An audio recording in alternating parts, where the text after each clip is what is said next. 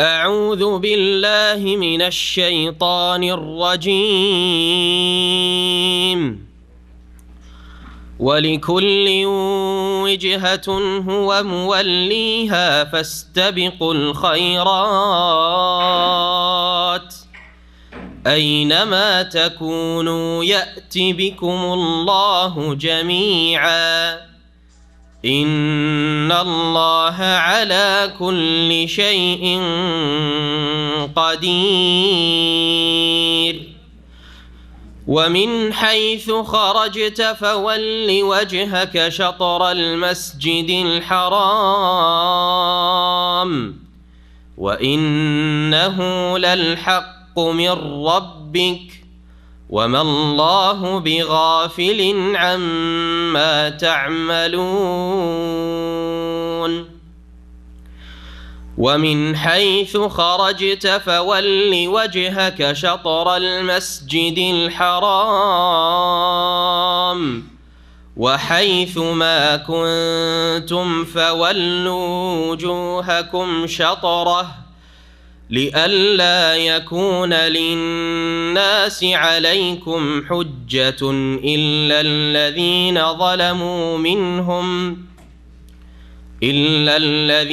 ظلموا منهم فلا تخشوهم واخشون ولأتم نعمتي عليكم ولعلكم تهتدون. كما أرسلنا فيكم رسولا منكم يتلو عليكم آياتنا ويزكيكم ويعلمكم الكتاب والحكمة ويعلمكم ما لم تكونوا تعلمون فاذكروني أذكركم واشكروا لي ولا تكفرون. يا أيها الذين آمنوا استعينوا بالصبر والصلاة إن الله مع الصابرين. ولا تقولوا لمن يقتل في سبيل الله أموات بل أحياء ولكن لا تشعرون.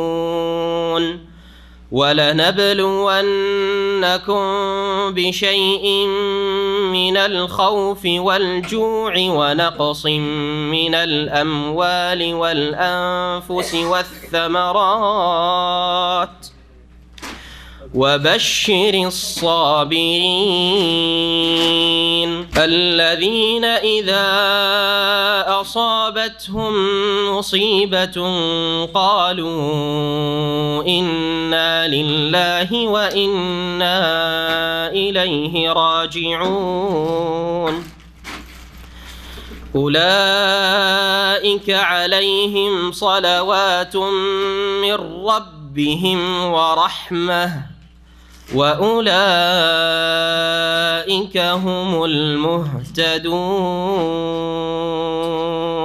السلام عليكم ورحمة الله وبركاته. إن الحمد لله نحمده ونستعينه ونستغفره ونعوذ بالله من شرور أنفسنا ومن سيئات أعمالنا من يهده الله فلا مضل له ومن يضلل فلا هادي له وأشهد أن لا إله إلا الله وحده لا شريك له وأشهد أن محمدا عبده ورسوله صلى الله تعالى عليه وعلى آله وصحبه وسلم تسليما كثيرا. أما بعد فأعوذ بالله من الشيطان الرجيم. ولكل وجهة هو موليها فاستبقوا الخيرات أينما تكونوا يأتي بكم الله جميعا إن الله على كل شيء قدير.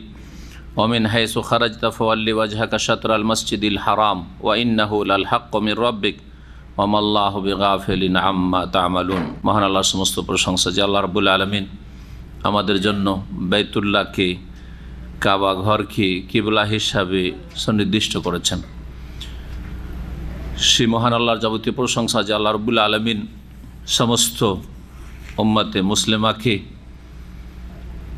কাবাকে সামনে করে যেখানেই থাকুক না কেন তাদের সালাত ফরজ হোক নফল হোক যে কোনো সালাত হোক আদায় করার নির্দেশ দান করেছেন।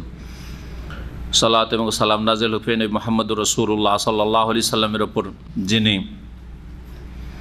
দুই কিবলার দিকে মুখ করে সালাত আদায় করেছেন, 16-17 মাস বাইতুল মুকাদ্দাসকে সামনে করে তার সাহাবায়ে কেরামগণকে নিয়ে মদিনায় আসার পরে সালাত আদায় করেছেন। পরে তার মনের আকাঙ্ক্ষা ছিল যে ইব্রাহিম আলাইহিস সালামের দ্বারা নির্মিত আল্লাহর ঘর বাইতুল্লাহকে কিবলা যদি বানানো হইতো তাহলে কতই না সুন্দর হইতো।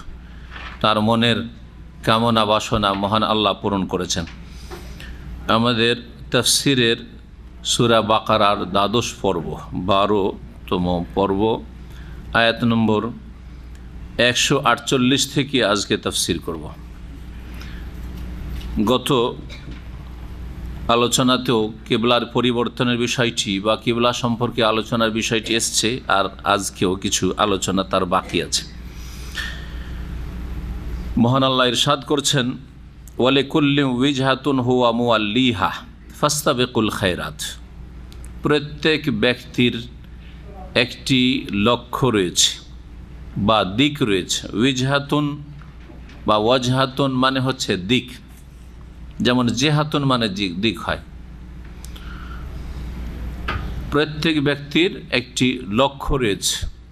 হুয়া মুওয়াল্লিহা, যেদিকে সে ব্যক্তি মুখ করে।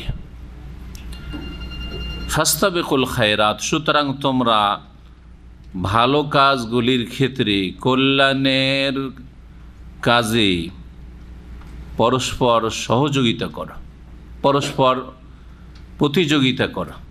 ইস্তেবাক মানে হচ্ছে প্রতিযোগিতা।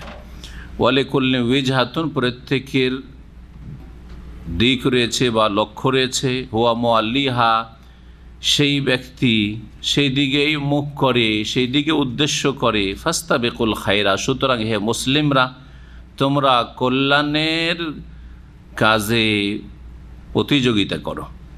আইনামা তাকুনু ইয়াতি বিকুমুল্লাহু জামিয়া, যেখানেই তোমরা থাকো না কেন আল্লাহ তোমাদের সকলকে উপস্থিত করবেন তার সামনে।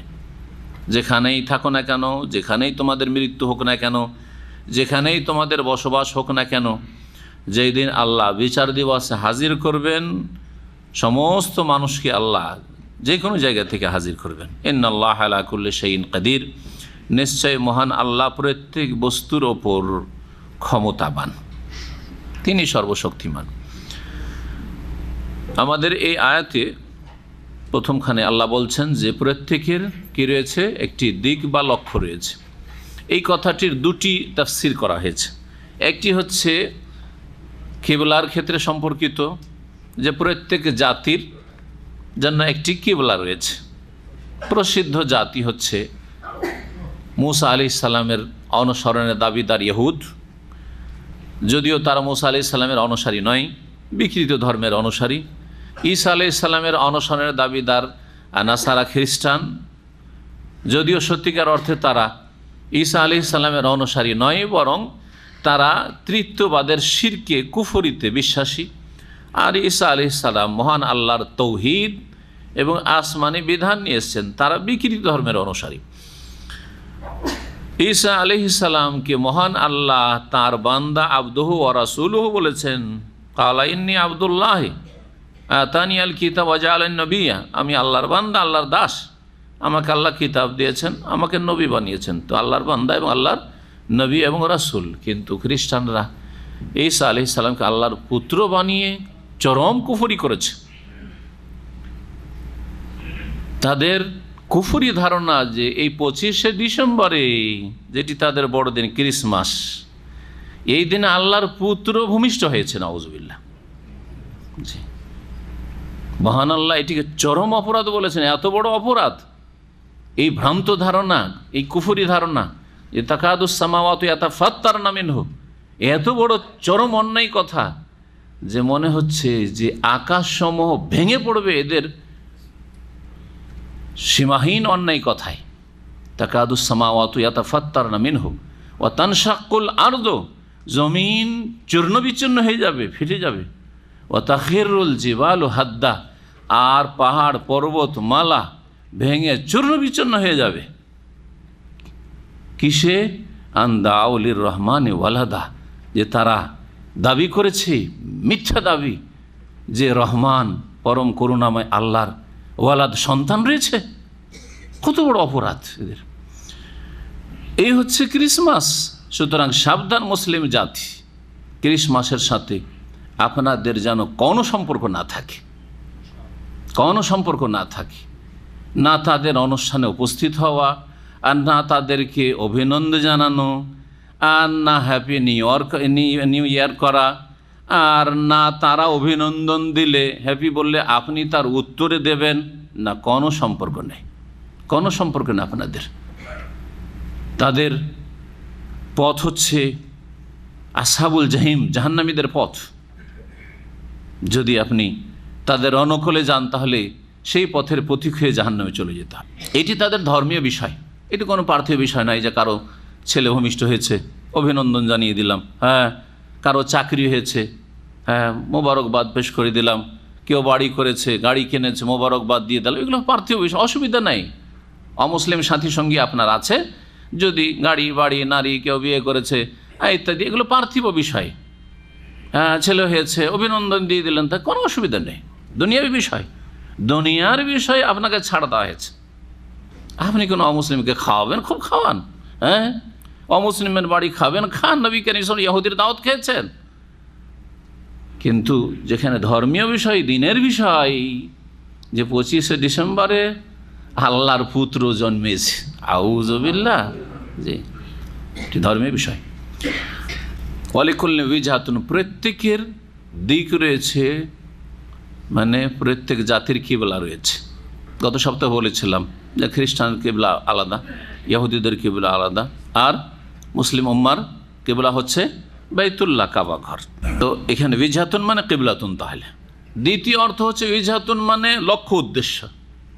প্রত্যেক ব্যক্তি, সমাজ আর জাতির লক্ষ্য উদ্দেশ্য রয়েছে, সবাই নিজ নিজ লক্ষ্য উদ্দেশ্য কাজ করছে। মুসলিম সমাজের অধিকাংশ লোকের লক্ষ্য উদ্দেশ্য পেট আর যৌন ক্ষুধার নিবারণ, পেট পূজা আর যৌন ক্ষুধার নিবারণ, এই দুই ক্ষুধা মেটানো, হ্যাঁ, ব্যাস। যেখান থেকে হোক না কেন, যেভাবে হোক না, হালাল হারাম যেখান থেকে হোক না কেন, জান্নাতে যাওয়া নয়, জাহান্নাম থেকে রক্ষা পাওয়া নয়, জি, আল্লাহর সন্তুষ্টির লাভ নয়, জি হ্যাঁ। কিন্তু একজন মুমিন মুসলিম, সত্যিকার যে মুমিন মুসলিম, তার লক্ষ্য উদ্দেশ্য হচ্ছে আল্লাহর সন্তুষ্টি আর পরকালের মুক্তি, জান্নাত লাভ করা আর জাহান্নাম থেকে মুক্তি লাভ করা। ফামান যুহজিহা আনিন নার ওয়া উদখিলাল জান্নাতা ফাকাদ ফাজ। তো ওয়ালিকুল্লিন উজহাতুন, তারপরে দিনের যে ধর্মীয় যে বিধিবিধান রয়েছে, প্রত্যেক জাতির নিয়ম নীতিমালা আলাদা আলাদা রয়েছে। আমাদের দিনের বিধিবিধান আলাদা, যদিও মৌলিক বিষয় আম্বিয়া রসুলগণের সবচেয়ে এক ছিল, কিন্তু আম্বিয়া রসুলগণের যে দিন যা তারা নিয়ে এসেছিলেন, আগের নবী রসুলগণ আগের উম্মতগুলো সেগুলোকে বিকৃত করে দিয়েছে, সেগুলিকে এমন ভেজাল ঢুকেছে সেগুলিতে যে আর তৌহিদের কোনো অস্তিত্ব তাদের ধর্মে পাওয়া যায় না। তৌহিদ, আল্লাহর একত্ব যদি বাকি থাকে তাহলে একমাত্র মুসলিম সমাজের অল্প কিছু লোকে আছে। অধিকাংশ লোক মুসলিম সমাজের হওয়া সত্ত্বেও, নবী মুহাম্মদ রাসূলুল্লাহ সাল্লাল্লাহু আলাইহি ওয়াসাল্লাম উম্মত হওয়া সত্ত্বেও কবর মাজার পূজা আর সেজদা, কবরকে সেজদা করা, মাজারকে সেজদা করা, পীরকে মরা আর জিন্দাকে সেজদা করা, তাদেরকে অসাধারণ ক্ষমতার মালিক বানিয়ে দিয়ে তারাও বড় শিরকে লিপ্ত হয়েছে, ধর্মকে বিকৃত করে ফেলেছে। তো ওয়ালিকুল্লি উজহাতুন মানে প্রত্যেক জাতির তাহলে লক্ষ্য রয়েছে দিনের ক্ষেত্রে, এটা তাহলে কিবলার সাথে সম্পর্কিত নয়। তাহলে এই অর্থ, এই তাফসীর যদি করা হয় তো এর সমর্থক আরেকটি আয়াত রয়েছে কোরআনে কারীমে, লিকুল্লিন জাআলনা মিনকুম শিরআতাও ওয়া মিনহাজা। আল্লাহ বলছেন, হে মানব জাতি, তোমাদের প্রত্যেক সম্প্রদায়ের জন্য একটি পথ আর আদর্শ নির্ধারণ করেছি। আল্লাহ রাব্বুল আলামিন মূসা আলাইহিস সালামের যুগে দিনের বিধিবিধান দিয়েছিলেন, ঈসা আলাইহিস সালামের যুগে দিনের বিধিবিধান নাযিল করেছেন, ইব্রাহিম আলাইহিস সালামের যুগে দিনের বিধিবিধান নাযিল করেন, নূহ আলাইহিস সালামের যুগে দিনের বিধিবিধান নাযিল করেছেন, মুহাম্মদ রাসূলুল্লাহ সাল্লাল্লাহু আলাইহি ওয়াসাল্লামের মাধ্যমে পূর্ণাঙ্গ দিনের যে বিধিবিধান নাযিল করেছেন।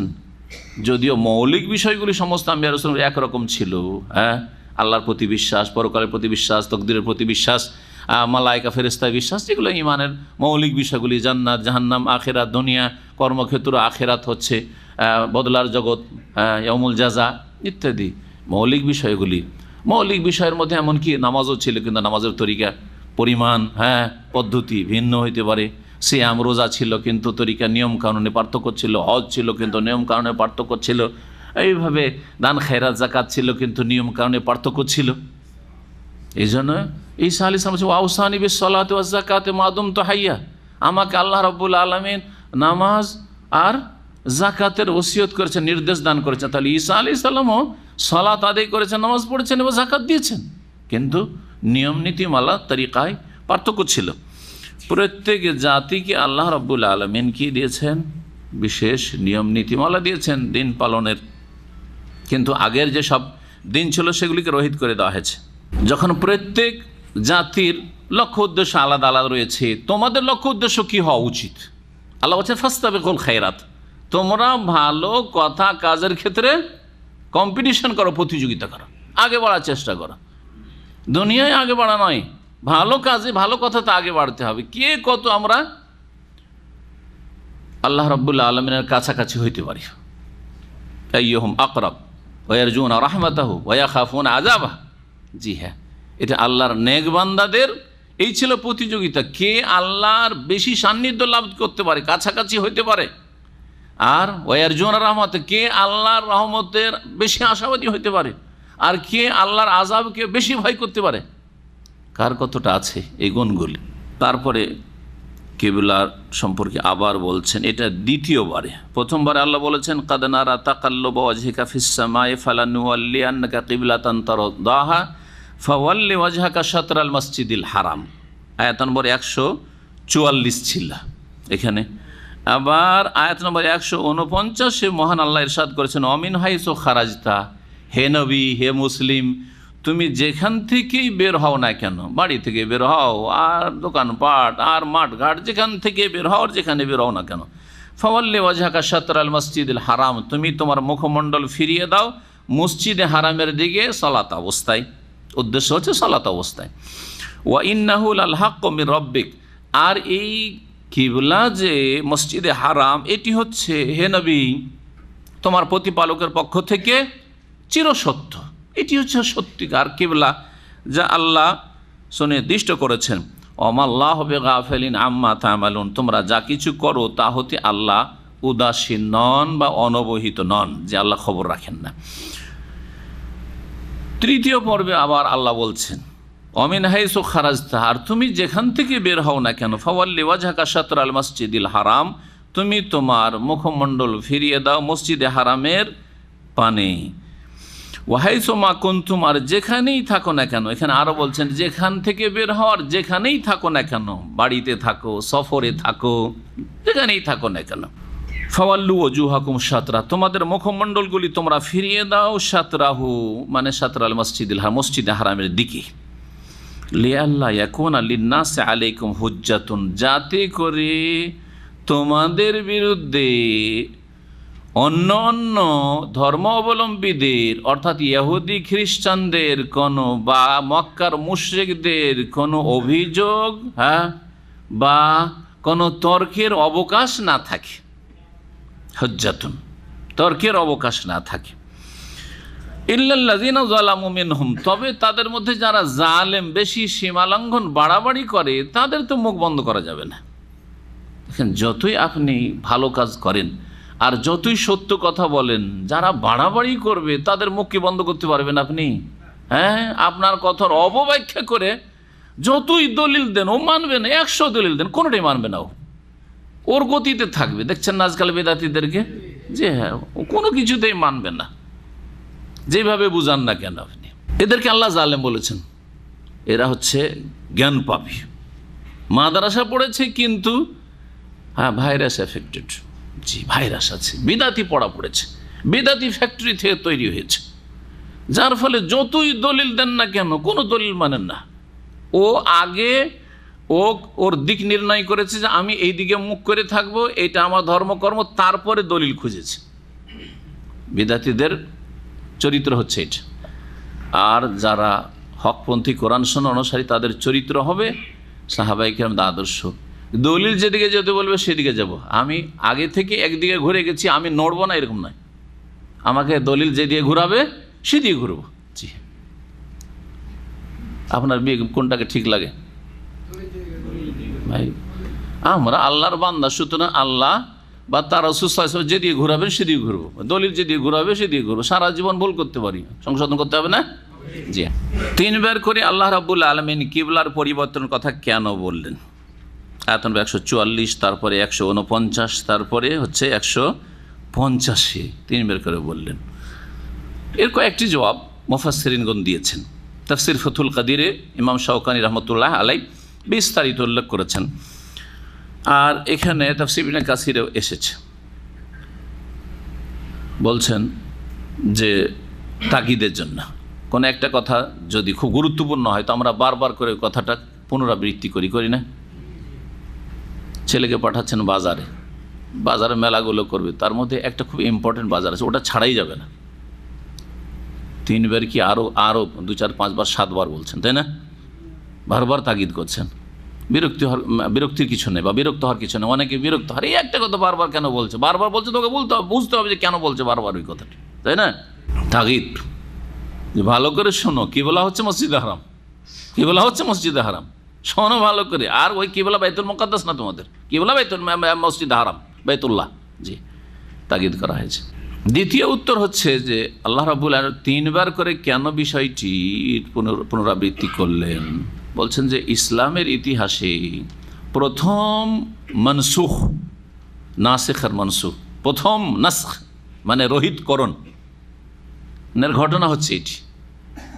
এর আগে সাহাবায়ে কেরাম জানতেন না যে একটা হুকুম আল্লাহর এসেছে, হ্যাঁ, আবার এটা রহিত না, চলবে না, এখন নতুন হুকুম।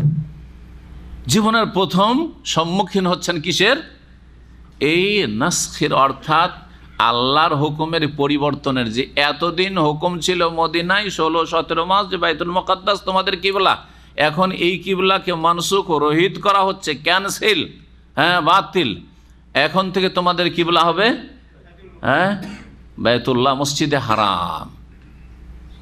সংশয় হইতে পারে, দ্বিধা দ্বন্দ্ব হইতে পারে, পিছপা মানুষ হইতে পারে, এটা কেমন কথা হলো, ওটাও তো আল্লাহর হুকুম, এ আবার কেমন কথা হইল? হ্যাঁ, এই সংশয় নিরসনের জন্য কি করা হয়েছে? বারবার করে তাকিদ করা হয়েছে।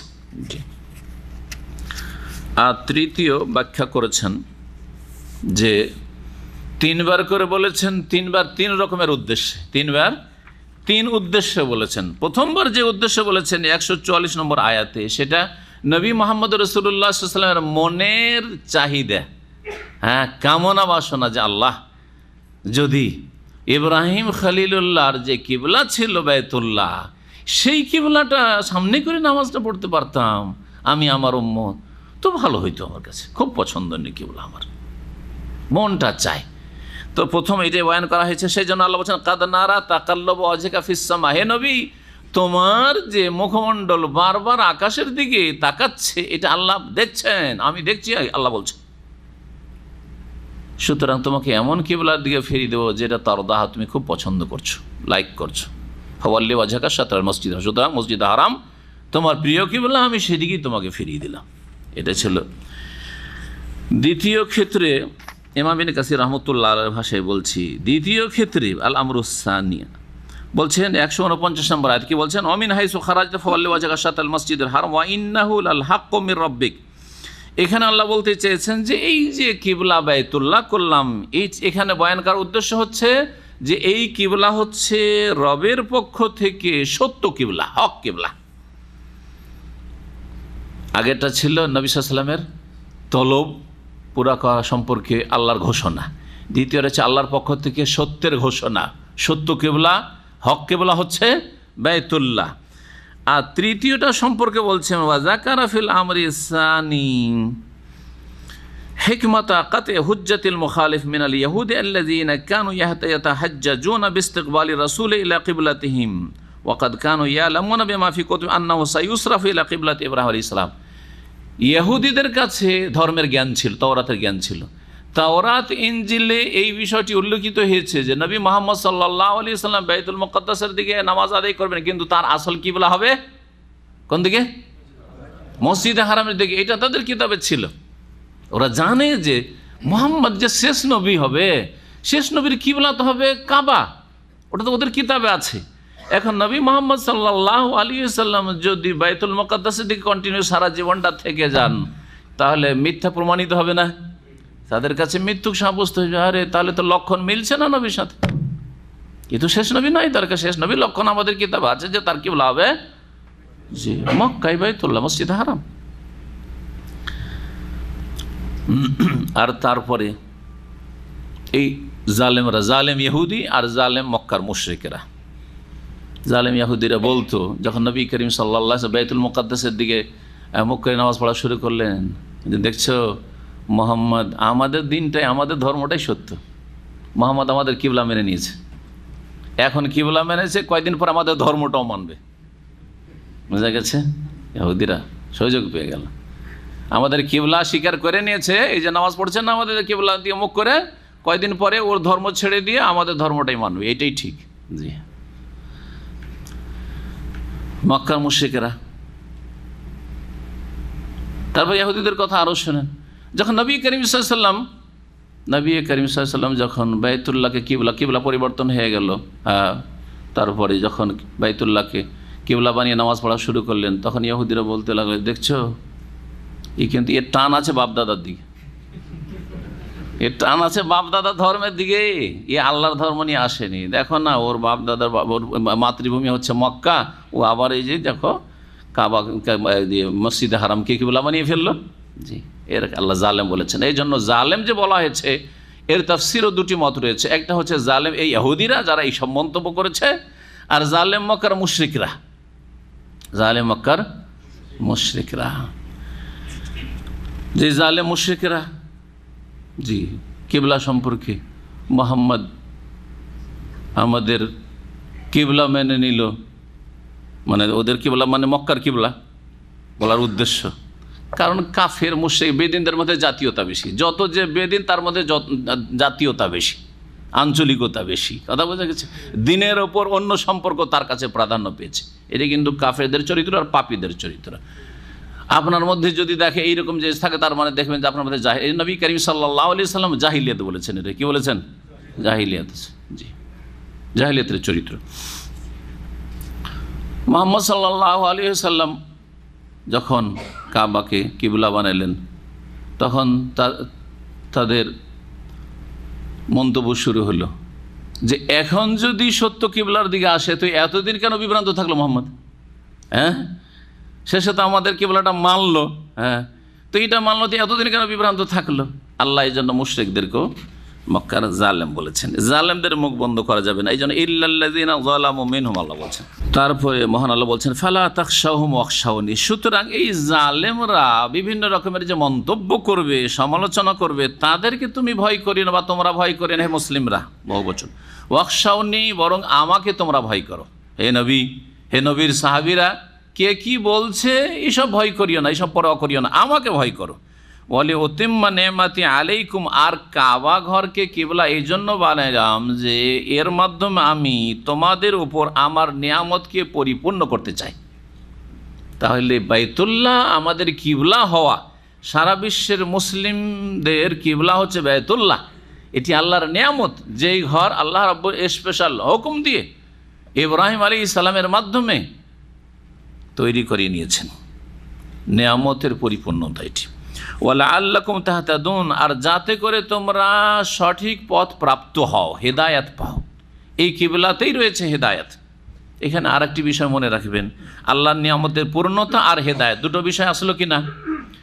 এর থেকে মুফাসসিরিনগণ বলছেন যে আল্লাহ এবং তাঁর রাসূল সাল্লাল্লাহু আলাইহি ওয়াসাল্লামের আদেশ নিষেধ মেনে নেওয়াই হচ্ছে নিয়ামত হাসিল করা। যে আল্লাহ এবং তাঁর রাসূল সাল্লাল্লাহু আলাইহি ওয়াসাল্লামের আদেশ নিষেধ যখন যেমন আদেশ আসে মেনে চলে, আনুগত্য করে, সেটাই হচ্ছে কি নিয়ামত হাসিলের উপায়। আল্লাহর পক্ষ থেকে আপনি অনুগ্রহ পাওয়ার যোগ্য, এবং এটি হচ্ছে হেদায়েতের মাধ্যম। হেদায়েত এই নয় হঠকারিতা করা যে এতদিন এইটা মানলাম, আবার এইটা কেন, আবার এইটা যুক্তি কি আছে, এটা মানবো কেন? না, সামি'না ওয়া আতা'না। আমাদের কাজ হচ্ছে শোনা এবং মানা, আনুগত্য করা। ওয়াকালু সামি'না ওয়া আতা'না গুফরানাকা রব্বানা ওয়া ইলাইকাল মাসির। তারপরে মহান আল্লাহ বলছেন, কামা আরসালনা ফিকুম রাসূলা, যেমন তোমাদের মধ্য থেকে একজন রাসূল প্রেরণ করেছি। তোমাদের মাঝে, হে মক্কার লোকেরা, হে আরবরা, তোমাদের মাঝেই রাসূল পাঠিয়েছি প্রথম, অন্য দেশে পাঠাই নাই। আর তোমাদের মধ্য থেকে, তোমাদের গোত্র বংশ কুরাইশ থেকে সবচেয়ে শ্রেষ্ঠ যে বংশ, সেই বংশ থেকে একজন রাসূল আমি মনোনীত করেছি, প্রেরণ করেছি। এই যে কামা, যেমন যখন বলা হবে, আমরা যদি নিজের কথায় যেমন বলি তাহলে বোঝা যাচ্ছে যে এই যেমনের আগের কোনো কথার সাথে সম্পর্ক আছে, ঠিক না? সেই সম্পর্কটা কি এখানে স্পষ্ট না, যদি তাফসিরে ক্লিয়ার না করা হয়। মুফাসসিরিনগণ বলছেন যে আমি তোমাদের ওপর অনুগ্রহ করেছি বা আমার নিয়ামতকে পরিপূর্ণ করতে চাই এবং তোমরা যাতে করে হেদায়েত পাও, এই পথেই তোমাদের হেদায়েত রয়েছে। এই নিয়ামতের যে পরিপূর্ণতা, তেমনই নিয়ামতের পরিপূর্ণতা হচ্ছে তোমাদের মাঝে একজন রসুল আসা। তোমাদের মধ্যে একজন রসুল আসলো, এটি কত বড় নিয়ামত, কত বড় নিয়ামত চিন্তা করেন। জি হ্যাঁ, আপনি আশ্চর্য হবেন, আপনারা দিন শিখতে পাচ্ছেন। এমন এমন জায়গা আছে যেখানে গোটা দেশে দিন শিখার ব্যবস্থা নেই, গোটা এলাকা না, ডিস্ট্রিক্ট না, আপনি পশ্চিমা দেশগুলি বা পূর্বের দেশ, অস্ট্রেলিয়া থেকে শুরু করে কানাডা, জি হ্যাঁ, কানাডা থেকে অনেকে বলে যে শায়েখ এখানে আমরা অনলাইন ছাড়া দিন শিখার কোনো ব্যবস্থা নেই, কোনো আলেম নেই। চিন্তা করেন আপনি, কিন্তু কত যে তাদের আগ্রহ, এখানে যদি কোনো সহি আকীদার আলেম পেতাম। আর আপনার বাসার পাশে আপনি 1 ঘন্টা সময় ব্যয় করে আসবেন না, দিন শিখবেন না, দেশে চলে যাবেন ধাক্কা খেয়ে, আবার দেশে চলেই যেতে হবে সবাইকে, বিদেশি মানুষ, প্রবাসী, দেশে গিয়ে হয়তো শেখার সুযোগ হবে না, তখন আক্ষেপ করলেও আর এই সুযোগ লব্ধ হবে না। জি, তো আল্লাহ বলছেন যে যেমন আমি নিয়ামত করেছি, আগের নিয়ামত পূর্ণ করতে চাই, আর যেমন নিয়ামত করেছি, কিসের নিয়ামত, যে তোমাদের মধ্য থেকে তোমাদের মাঝে এক রসুল পাঠিয়েছি। ভাষা বুঝতেও সুবিধা, কারণ ওদের মধ্যে থেকেই, তাই না, আরবি ভাষা, যারা জনগণ তারাও আরবি, আর রসুল হচ্ছেন আরবি, রসুলে আরবি সাল্লাল্লাহু আলাইহি ওয়াসাল্লাম। যদি আল্লাহ রাব্বুল আলামিন এদের মধ্যে থেকে রসুল নিয়ে অন্য দেশে পাঠিয়ে দিতেন, তাও তো এদের লাভ হইতো না। হ্যাঁ, ওটাও তো আল্লাহ করেননি। বা অন্য জায়গায় অন্য ভাষাভাষী, অনারব, ফার্সি, উর্দু ভাষার অন্য কোনো ভাষার রসুল যদি এখানে পাঠিয়ে দিতেন, তাতেও ওইভাবে উপকৃত হইতে পারতো না। জি, তা আল্লাহ কত বড় নিয়ামত করেছেন আরবদের উপর, সবচেয়ে বড় নিয়ামত। আর তারপরে তখন সারা বিশ্বের সমস্ত মুসলিম যাদেরকে আল্লাহ হেদায়েত নসিব করেছে, তাদের উপর বড় নিয়ামত, ওয়ালিউতিম্মা নি'মাতি আলাইকুম ওয়া লাআল্লাকুম তাহতাদুন। আল্লাহর নিয়ামতকে পরিপূর্ণ করতে চেয়েছেন আল্লাহ রাব্বুল আলামিন, এবং যাতে করে তোমরা হেদায়েত পাও আল্লাহ চেয়েছেন। আল্লাহ যেন আমাদের সকলকে হেদায়েতের উপর কায়েম রাখেন। নবীর ডিউটি কি ছিল? বলছেন ইয়াতুলু আলাইকুম আয়াতিনা, তিনি তোমাদের কাছে আমার আয়াতসমূহ পাঠ করে শোনাবেন, পড়বেন। নবী করিম সাল্লাল্লাহু আলাইহি সাল্লাম দ্বীনের দাওয়াত দিতেন আয়াত পড়ে, মানুষকে যুক্তি দিয়ে না, আর কাফেরদের কিতাবাদি গ্রন্থ দিয়ে না। ওইটা সব শেষে করবেন, কিন্তু আগে কোরআনে কারীমের আয়াত দিয়ে দাওয়াত দিতে হবে, মুসলিমকে হোক আর অমুসলিমকে হোক। এটা ভুল তরিকা আজকাল চলে গেছে, যে কোরআন সম্পর্কে কোনো জ্ঞান রাখে না, হাদিসের সহিহ জয়ীফের কোনো জ্ঞান রাখে না, ও চতুর্বেদী হয়ে বসে আছে। না, চলবে না এগুলো, এটা সুন্নতি তরিকা নয়। সুন্নতি তরিকা হচ্ছে এই আয়াত দেখেন, ইয়াতুলু আলাইকুম আয়াতে না, এই আয়াত পড়ে শোনাবে মুসলমানদেরকে শুধু, না মক্কার কাফেরদেরকেও? হ্যাঁ, আয়াত পড়ে শোনাতে নবী করিম সাল্লাল্লাহু আলাইহি সাল্লাম। কারণ আল্লাহর বাণী দিয়ে মানুষের উপর যে তাসির, প্রতিক্রিয়া হইতে পারে, সেটা মানুষের কথা দিয়ে হইতে পারে, অসম্ভব কথা। কোরআনে কারীম শুনলে মানুষের অন্তর গলে যায়। আমরা বুঝি না অনেকে, তারপরে মনে হচ্ছে সুন্দর তেলাওয়াত শুনলে ভিতরটা যেন ঠান্ডা হয়ে গেল, ভিতরটা যেন গলে গেল, নরম হয়ে গেল, হয় না? চিন্তা করেন তাহলে। একটা কাফের দৃশ্য দেখলাম, অমুসলিম কোরআন ওর সামনে তেলাওয়াত করেছে, কাঁদতে শুরু করেছে, কাফের খ্রিস্টান, অর্থ বোঝে না, ইংরেজ, তারপর কাঁদতে শুরু করেছে। কোরআনের তাসির আছে। কোরআনে এইরকম দলিল আরও আছে। আল্লাহ বলছেন ফাযাক্কির বিল কোরআনে, সূরা কাফে, ফাযাক্কির বিল কোরআন মাইয়া খাফ ওয়াইদ। কোরআন দিয়ে উপদেশ দাও ওই শ্রেণীর লোকদেরকে যারা শাস্তিকে ভয় করে, কারণ ওরাই লাভবান হবে। যারা শাস্তিকে ভয় করে না, আল্লাহর ধমক, আল্লাহর শাসানি, আল্লাহ আর সতর্কবাণীকে ভয় করে না, ওরা তো আর উপদেশ নেবে না। দিতে হবে উপদেশ, কিন্তু তারা লাভবান হবে না। এই জন্য মাইয়া খাফ ওয়াইদ বলেছেন। তাহলে ফাযাক্কির বিল কোরআন, জি ফাযাক্কির বিল কোরআন, এই মর্মে বেশ কিছু আয়াত রয়েছে। সুতরাং আগে প্রত্যেক দায়ীকে, সে মুসলিমদের দায়ী হোক আর অমুসলিমদের, নন মুসলিমদের দাওয়াতের কাজ করুক, আগে দ্বীন ইসলাম শিখতে হবে। আগে কোরআনে কারীমের আয়াত সম্পর্কে জ্ঞান থাকতে হবে, রাসূলুল্লাহ সাল্লাল্লাহু আলাইহি ওয়াসাল্লামের হাদিসের সহিহ যঈফের জ্ঞান থাকতে হবে। এই সম্বল থাকার পরে তারপরে তখন অন্যদের কিতাব থেকে যদি কিছু বলে কোনো দোষের কথা নাই। কিন্তু এদিকে কোরআন হাদিসে দুর্বল আর অন্য কিছুতে বড়ই শক্তিশালী, আর এটা ইসলামের দাওয়াত, অথবা খেলাধুলা ধুমধাম করে একটু আমোদ ফুর্তি করে খাওয়া দাওয়া দাওয়াত, এই দাওয়াত ফলপ্রসূ নয়। খেয়ে দিয়ে উদাও হয়ে যাবে, হ্যাঁ, গিফট পুরস্কার নিয়ে উদাও হয়ে যাবে, বোঝা গেছে? এই তরিকাগুলি নব আবিষ্কৃত তরিকা আসলে। আল্লাহ তারপরে বলছেন নবী সাল্লাল্লাহু আলাইহি ওয়াসাল্লাম তাদের কাছে কি করবেন? আয়াত পড়ে শোনাবেন আল্লাহর। ওয়ায়ুযাক্কিকুম, আর তোমাদেরকে পাক পবিত্র করবেন। পাক পবিত্র করবেন সার্বিক দিক থেকে, পাক পবিত্র করবেন। শিরক কুফরি এখানে অন্তরে ঢুকে আছে, শিরক কুফরি ঢুকে আছে, পাপের কামনা বাসনা ঢুকে আছে, শাহওয়াত কুপ্রবৃত্তির মনের চাহিদা পূরণ করা আর রোগ। তারপরে পাক পবিত্র করবেন শুবহাত, অনেক সংশয় ঢুকে আছে। আল্লাহ দেখি না কেন, পরকাল, এসব কি কথা, ফেরেশতা আবার কি দেখি না তো জীবনে, হ্যাঁ, জিন দেখি না তো, বহু সংশয় হইতে পারে। এগুলি থেকে এই সমস্ত সংশয়, শুবহাত, শাহওয়াত, কুফরি, শিরক, সমস্ত কিছু থেকে নবী মুহাম্মদ সাল্লাল্লাহু আলাইহি সাল্লাম আখলাক চরিত্রের অবনতি থেকে পাক পবিত্র করার উদ্দেশ্যে প্রেরিত হয়েছিলেন। তাজকিয়া নফস নবী করিম সাল্লাল্লাহু আলাইহি ওয়াসাল্লামের তরিকায় হইতে হবে। কার তরিকা হইতে হবে?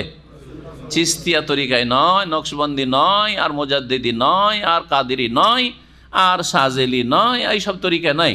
তরিকা হইতে হবে ওয়ায়ুযাক্কিকুম। এই তাজকিয়া কার পক্ষ থেকে? রাসূলুল্লাহ সাল্লাল্লাহু আলাইহি ওয়াসাল্লামের পক্ষ থেকে। যেই তরিকা আছে সেই তরিকার মাধ্যমে হইতে হবে। সেটা কোরআন হাদিসে নেই, সেটা বাতেনি ইলম, মারিফতি ইলম, সেটা কলব থেকে কলবে যায়, কোরআন হাদিসের পাতায় খুঁজে পাওয়া যায় না। এগুলো গুমরাহি, জি, পীরতন্ত্রের গুমরাহি, এগুলি ভালো করে বুঝে। ওয়াল্লামুকুমুল কিতাব ওয়াল হিকমা, এবং তোমাদেরকে আল কিতাব কোরআনের জ্ঞান দেবেন, শিক্ষা দেবেন, ওয়াল হিকমা, এবং সুন্নাহর হাদিসের শিক্ষা দেবেন। একটু আগে বললাম যেখানে আল কিতাবের সাথে কোরআনে ওয়াল হিকমা এসছে, সেখানে আল কিতাব মানে হচ্ছে আল কোরআন, আর হিকমা মানে হচ্ছে হাদিস সুন্নাহ। আর যেখানে শুধু আল কিতাব আসবে সেখানে কিতাবটা আল্লাহর বিধানকে শামিল, কোরআনকেও শামিল, আর রাসূলুল্লাহ সাল্লাল্লাহু আলাইহি ওয়াসাল্লামের সুন্নাহ হাদিসকেও শামিল। এই ক্ষেত্রে বিভিন্ন আলোচনাতে আমি দলিলও বলেছি। ওয়ায়ুআল্লিমুকুম মা লাম তাকুনু তা'লামুন, আর নবী মুহাম্মদ সাল্লাল্লাহু আলাইহি ওয়াসাল্লাম তোমাদেরকে এমন এমন বিষয় শিখাবেন যা তোমরা ইতিপূর্বে জানতে না। কি জানতাম আমরা? কোরআনে হাদিস না শিখলে, না পৌঁছলে কি জানতাম? কিছুই জানতাম না, তাই না? বাপ দাদা ধর্ম হচ্ছে ধর্ম। জি, ফাযকুরুনি, সুতরাং আমাকে স্মরণ করো।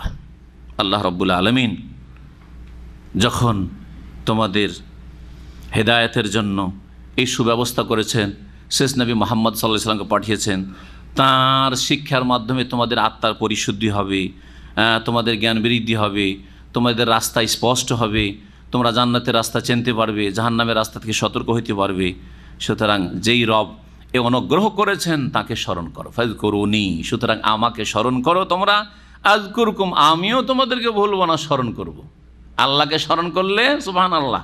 আল্লাহ যদি এই কথা নাও বলতেন, ফাযকুরুনি আযকুরকুম নাও বলতেন, তবু আল্লাহ আমাদেরকে তার ইবাদতের জন্য পয়দা করেছেন। আল্লাহ সৃষ্টি করেছেন, সুতরাং যিনি সৃষ্টিকর্তা তার আদেশ আমাদেরকে মেনে চলতে হবে। বাপ মা জন্মদাতা, তাতেই মনে করি বাপ মা যেহেতু জন্ম দিয়েছে সেজন্য সব কথা মেনে চলতে হবে। বলি না, ভালো ছেলে, অনুগত ছেলে, বাপ মার যে তাবেদার অনুগত ছেলে, ঠিক এ কথা বিশ্বাস রাখে যে বাপ মা জন্মদাতা, বাপ মা আমাদের প্রতিপালন করেছে, সুতরাং বাপ মার আদেশ নিষেধ মেনে চলতে হবে। তাহলে যে আল্লাহ আপনাকে দুনিয়াতে সৃষ্টি না করলে বাপ মার কোনো ক্ষমতা ছিল না, কোনো ক্ষমতা ছিল না, সেই আল্লাহ রাব্বুল আলামিন হক হচ্ছে ইবাদত করা, জিকির করা। আর সবচেয়ে বড় জিকির হচ্ছে তাওহীদ। আর তারপরে বড় জিকির হচ্ছে সালাত। জি, ফরজ অজেবগুলি আদায় করা হচ্ছে আল্লাহকে স্মরণ কর। আল্লাহ স্মরণে আছে বলেই ফরজ অজেবগুলি আদায় করছেন, বাধ্য মনে করছেন নিজেকে যে আমি এর ছাড়া উপায় নেই, করতেই হবে, এটা আমার ফরজ দায়িত্ব, এটা সবচেয়ে গুরুত্বপূর্ণ জিনিস আমার জন্য। 5 ওয়াক্ত নামাজ পড়া, যাকাত দেওয়া, সিয়াম রোজা রাখা, হজ করা, এটা সবচেয়ে বড় কাজ আমার জীবনে। জি, হারাম নাজাজ থেকে বেঁচে থাকা, আল্লাহকে বলে স্মরণ আছে বলেই তো আল্লাহ ধরে নেবেন, সুতরাং হারাম কথা কাজে আমি যাব না। তো আল্লাহর আদেশ নিষেধের বাস্তবায়ন হচ্ছে সবচেয়ে বড় জিকির। আর তার মধ্যে বড় জিকির হচ্ছে তৌহিদ, যেখান থেকে আল্লাহ শুরু করেছেন, তার রাসূল সাল্লাল্লাহু আলাইহি ওয়াসাল্লাম দাওয়াত শুরু করেছেন। আর তারপরে 5 ওয়াক্ত নামাজ, যে 5 ওয়াক্ত নামাজ পড়ে না, নফল জিকির দিয়ে কোনোদিন জান্নাত পাবে না। এই জিকির মানে আমার দেশের আলেম সমাজ এক শ্রেণীর শিখায় কি শুধু নফল জিকির, তাও বেদাতি জিকির, আবার নফল জিকির আবার বেদাতি জিকিরের ওজিফা শিখায়। এই বেদাতি জিকির আরও জাহান্নামের রাস্তাকে সহজ করে দিবে, আর জান্নাতের রাস্তাকে সংকীর্ণ করে দিবে, কঠিন করে দিবে। জি, ভালো করে শুনে রাখেন। আর নফল জিকির যদি সুন্নতিও করেন, আর ফরজে সামান্য জিকিরে ঘাটতি থাকে, ফজরের নামাজে ঘাটতি, আর এইদিকে সকাল সন্ধ্যার জিকিরে অভাব নেই, আর খতমে ইউনুসে অভাব নেই, বেদাতিগুলো বাদ দেন, সুন্নতি জিকিরে অভাব নেই, জান্নাত পাবেন না আপনি। আগে ফরজ জিকির ঠিক থাকতে হবে আপনার। আমাকে স্মরণ কর, সুবহানাল্লাহ। আল্লাহ রাব্বুল আলামিন, আল্লাহ আমাদের এক, তাই না? আর আল্লাহর কত সৃষ্টি, আমার মতো আপনার মতো কত সৃষ্টি পৃথিবীতে এসেছে আর আছে আর আসবে, তাই না? আল্লাহ প্রত্যেককে বলছেন আমাকে স্মরণ করো, আজ করবো তোমাদেরকে আমি স্মরণ করবো, তোমাদেরকে আমি স্মরণ করব। সমান বদলা আল্লাহ দিচ্ছেন। এবং আমাদের স্মরণ হচ্ছে সামান্য, আর আল্লাহ যদি স্মরণ করেন আমাকে আপনাকে, তাহলে আপনার আমার কি চিন্তা আছে? কোনো চিন্তা আছে? অবশ্যই চিন্তা নেই। ফালা খাউফুন আলাইহিম ওয়ালা হুম ইয়াহজানুন, কোনো চিন্তা নেই, কোনো ভয় নেই। ওয়াশকুরুলি, আর আমার কৃতজ্ঞতা প্রকাশ করুন, আমার কৃতজ্ঞ হও, শুকরগুজার হও। ওয়ালা তাকফুরুন, আমার অকৃতজ্ঞ হও না। এখানে ওয়ালা তাকফুরুন মানে কুফরি হচ্ছে 2 রকম। একটা হচ্ছে বড় কুফরি, যেটা কাফের হয়ে যাওয়া, বড় শিরক বা কুফরির মাধ্যমে, বড় নিফাকের মাধ্যমে। আর আরেকটা হচ্ছে কুফরি কুফরানে নেমা, নেয়ামতের কুফরি করা মানে কৃতজ্ঞ হওয়া, অকৃতজ্ঞ হওয়া, না শুকরগুজার হওয়া। তো যেহেতু শুকরের পাশাপাশি বলা হয়েছে, সেই জন্য এখানে অকৃতজ্ঞ হক বোঝানো হয়েছে। তোমরা আমার শুকরিয়া আদায় করো, আমার অকৃতজ্ঞ হয়েও না। সূরা ইব্রাহিমের আয়াত নম্বর 7 মহান আল্লাহ ইরশাদ করেছে, বরং বান্দা যখন আল্লাহর শুকরিয়া আদায় করে, তো শুকরিয়ার ফলাফল হিসাবে আল্লাহ যা নিয়ামত দিয়েছেন, নিয়ামতের শুকরিয়া আদায় করলে নিয়ামত কি হয়? বৃদ্ধি পায়, বৃদ্ধি পায়, স্থায়ী হয়। জি, নিয়ামত আপনার নষ্ট হয়ে যায় না, হারিয়ে যায় না, ধ্বংস হয় না। ওয়াইজ তাআযানা রাব্বুকুম লাইন শাকারতুম লাযীদান্নাকুম ওয়া লাইন কাফারতুম ইন্না আযাবি লাশাদীদ। স্মরণ করো, তোমাদের রব ঘোষণা করে দিয়েছেন লাইন শাকারতুম লাযীদান্নাকুম, যদি তোমরা শুকরিয়া আদায় করো তাহলে অবশ্যই অবশ্যই আমি বাড়িয়ে দেবো, বৃদ্ধি করে দেবো। সার্বিক দিক থেকে বাড়িয়ে দেওয়া। যে নিয়ামত আছে সেটা স্থায়ী হওয়া, আর যে নিয়ামত নেই সেটা বা অল্প আছে সেটা বৃদ্ধি হওয়া, নেই সেটা আশা, এগুলো সব নিয়ামতে এর বৃদ্ধি হওয়া। লাইন শাকারতুম লাযীদান ওয়া লাইন কাফারতুম, এখানেও শুকরের পাশাপাশি কুফর বলা হয়েছে। তার মানে যদি তোমরা অকৃতজ্ঞ হও, না শুকরগুজার হও, তো জেনে রাখো ভালো করে, ইন্না আযাবি লাশাদীদ, আমার আযাব বড়ই শক্ত রয়েছে। তো না শুকরগুজার হওয়াটা কি? শুকরিয়া তো বুঝে নিলাম, শুকরিয়াও বুঝেন আর না শুকরিয়া দুটাই বুঝেন। আল্লাহর শুকরিয়া শুধু মুখে না, ফরজ আর সুন্নাত 2 ভাগ করলাম, একটা শুকরিয়া বোঝানোর জন্য, আর একটা শুকরিয়া হচ্ছে শুকরিয়া কোন স্থান থেকে হবে। শুকরিয়া প্রথম আপনার অন্তর থেকে হবে, হৃদয় থেকে, কলব থেকে। শুকরিয়া আপনার কথার দ্বারা হবে। শুকরিয়া আপনার মাথা থেকে পা পর্যন্ত যত অঙ্গ প্রত্যঙ্গ আছে এগুলির মাধ্যমে হবে। তো কেমন করে শুকরিয়া হবে? শুকরিয়া হচ্ছে আল্লাহ রাব্বুল আলামিনের আদেশগুলি অন্তর থেকে শ্রদ্ধার সাথে মেনে নিয়ে, বিশ্বাস করে, স্বীকৃতি দান করে, আমি মানছি, সামেনা ওয়া আতানা, শাহাদাত দিচ্ছি, সাক্ষ্য প্রদান করছি, আর তারপরে অঙ্গ প্রত্যঙ্গ দিয়ে বাস্তবায়ন করা। যেগুলি আদেশ সেগুলি কি করা? কাজে পরিণত করা। আর যেগুলি নিষিদ্ধ, নিষিদ্ধ কথা কাজে লিপ্ত হচ্ছে নাশুকরি।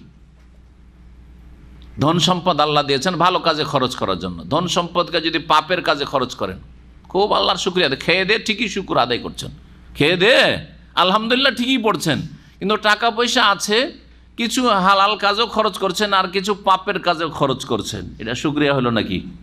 না, শুকরিয়া হলো না। হ্যাঁ, আল্লাহ সুস্থতা দিয়েছেন, শরীর দিয়েছেন। হ্যাঁ, আপনি এই লম্বা শরীরকে বিছানায় লম্বা করে শুইয়ে দিয়ে সূর্য উঠিয়ে দিয়েছেন, নামাজ পড়ছেন না, শুকরিয়া হলো নাকি?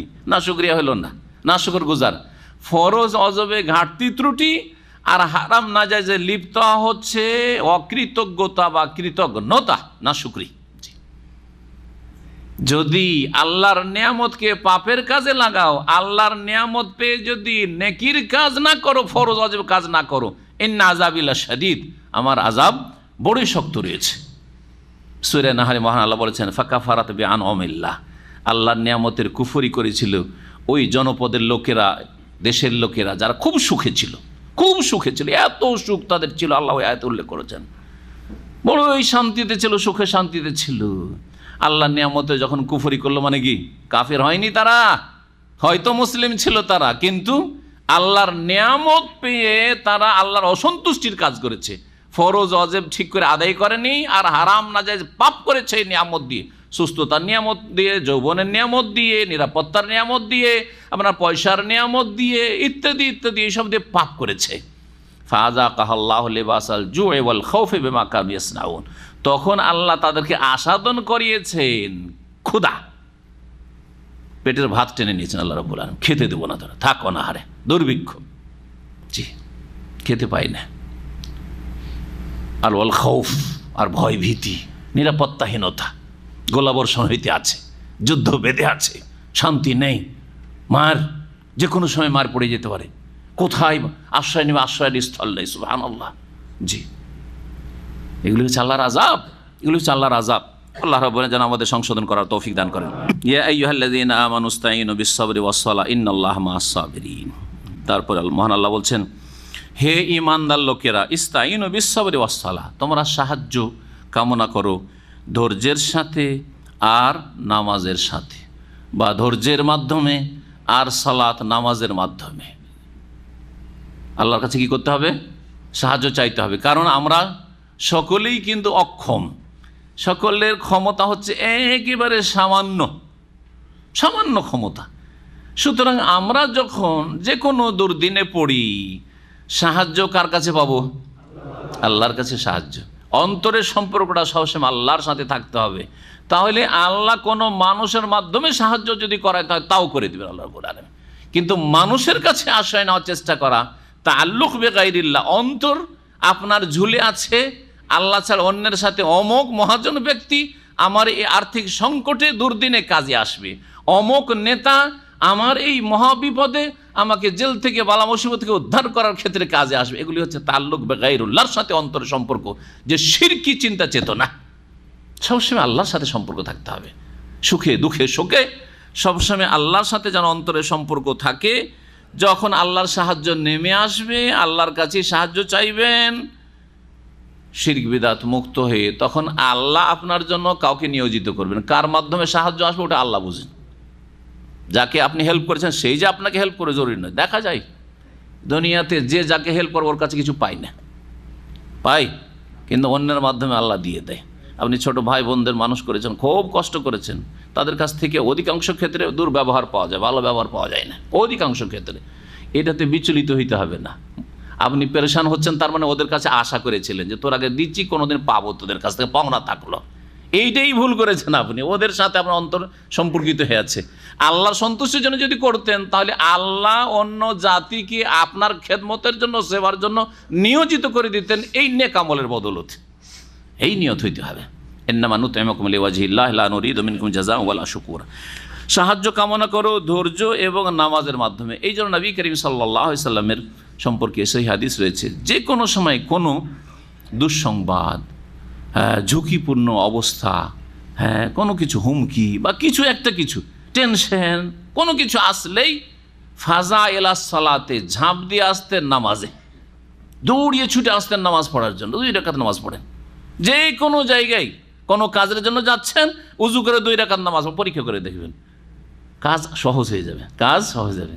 আর নাও যদি হয়তো নামাজের মাধ্যমে আল্লাহর সাথে আপনার অন্তরে এমন একটা সম্পর্ক হয়েছে, যদি না হয় তো মনে সান্ত্বনা, এমন মনে একটা আল্লাহ শক্তি দেবেন যে ইনশাআল্লাহ আজকে না হলে কালকে হবে হবে, হ্যাঁ, আর যদি এটা না হয় তো এতে কল্যাণ নাই, সেই জন্য হচ্ছে না, অন্য কোথাও ইনশাআল্লাহ আল্লাহ কোনো ব্যবস্থা দেবেন, আর দেবেন, অবশ্যই দেবেন।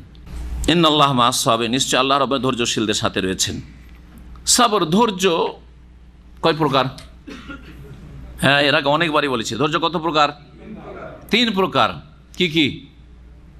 হ্যাঁ জি, বিপদ আপদে ধৈর্য ধরা সবাই জানে, এটা সবার জানা, তাই না? বিপদ আপদে পড়লে কি করতে হবে? ধৈর্য ধরতে হয়। পরামর্শ, যে কোনো বিপদ আপদ হোক না কেন, জান মাল যা কিছু হোক, যার কথা আসছে। আর আল্লাহর আনুগত্যে বা ইবাদত বন্দেগীতে অটল থাকা, এইটাও বড় ধৈর্যের বিষয়। অধিকাংশ মুসলিমরা রমজানে মুসলিম নামাজি, আর সারা বছর 11 মাস নামাজি নয়, অধৈর্য এরা। হ্যাঁ, অধিকাংশ মুসলিম আল্লাহর কাছে দোয়া টোয়া করে, যারা শিরকি বেদাতি আকীদার লোক, দোয়া করার পরে দেখো যে বালা মুসিবত দূর হইল না, তখন দেখলো যে কাজ হইল না তো। হ্যাঁ, কোরআন হাদিসের একটু ঝাড়ফুঁক করাইল, বুঝে কোরআন হাদিসের দোয়ারও তাসির হইল না। এখন কোথায় পাওয়া যাবে?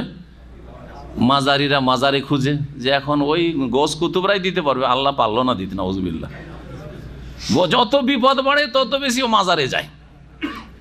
আচ্ছা, যত বিপদ বাড়ে ঝাড়ফুঁক করার জন্য তখন ওই ওঝাদের কাছে যায়, যারা শিরক কুফরি আর মন্ত্র তন্ত্র দিয়ে জাহেল মূর্খ, কোনো কোরআনি দোয়া দিয়ে দম করে না, তাবিজ বানিয়ে দেয়, তাবিজওয়ালার কাছে যায়। প্রথম দম টম একটু করে নিয়েছে আলেমের কাছে, আলেমের কাছে এই দম টমে ফুঁকে হইল না কাজ, এখন তাবিজ নিতে হবে। তাবিজও যদি না হয় তখন এখন এই ছোট শিরক থেকে বড় শিরকে যেতে হবে। কিছু যেতে হবে, এখন মাজারে যেতে হবে। আর তাবিজ অধিকাংশগুলি বড় শিরক, কারণ তাবিজে বড় বড় শিরক লেখা আছে, আর মন্ত্রতন্ত্র লেখা আছে, সুলাইমানি নকশার আর ওই আমলে কোরআনি আর এরকম দোয়া তাবিজের যে সব শিরকি কিতাব রয়েছে মন্ত্রতন্ত্রের, ওগুলো থেকে নকশার তাবিজ, সব বড় শিরকি তাবিজ এগুলো। আল্লাহ রাব্বুল আলামিনকে স্মরণ করলে আল্লাহ আমাদেরকে স্মরণ করেন। আল্লাহর দিকে একটু কাছালে আল্লাহ অনেক বেশি কাছান। এই মর্মে অনেকগুলি হাদিস রয়েছে। নবী করিম সাল্লাল্লাহু আলাইহি সাল্লামের হাদিসে কুদসি একটি হাদিস হচ্ছে, ইয়াকুলুল্লাহ তাআলা, মহান আল্লাহ ইরশাদ করেন, মান যাকারানি ফি নাফসি, কেউ যদি মনে মনে আমাকে স্মরণ করে, রাস্তাঘাটে মনে মনে আল্লাহর কথা স্মরণ হচ্ছে, আল্লাহ আমি কাজ নাই, কাম নাই, চাকরি নেই, টাকা পয়সা নেই, আল্লাহ তুমি ব্যবস্থা করো। মনে মনে, মুখে এখন বলে উনি, মনে স্মরণ হয়েছে, আল্লাহকে ডাকছে। হ্যাঁ, যে কোনো জিকির আজকার হোক, অন্তরে আল্লাহকে স্মরণ করেছে। স্মরণ করা মানে শুধু সুবহান আল্লাহ নয়, তবে সুবহান আল্লাহর বড় জিকির, সুবহান আল্লাহ, আলহামদুলিল্লাহ, আল্লাহু আকবার, এগুলো সুন্নতি জিকির। কিন্তু এতেই শুধু জিকির সীমিত না, জিকির পুরো আপনার লাইফটাকে শামিল, অন্তরের জিকির। মনে মনে স্মরণ করেছে, যাকারতুহু ফি নাফসি, যাক বলছেন যে যদি কেউ আমাকে মনে মনে স্মরণ করে, যাকারতুহু ফি নাফসি, তাহলে আমিও তাকে মনে মনে স্মরণ করি।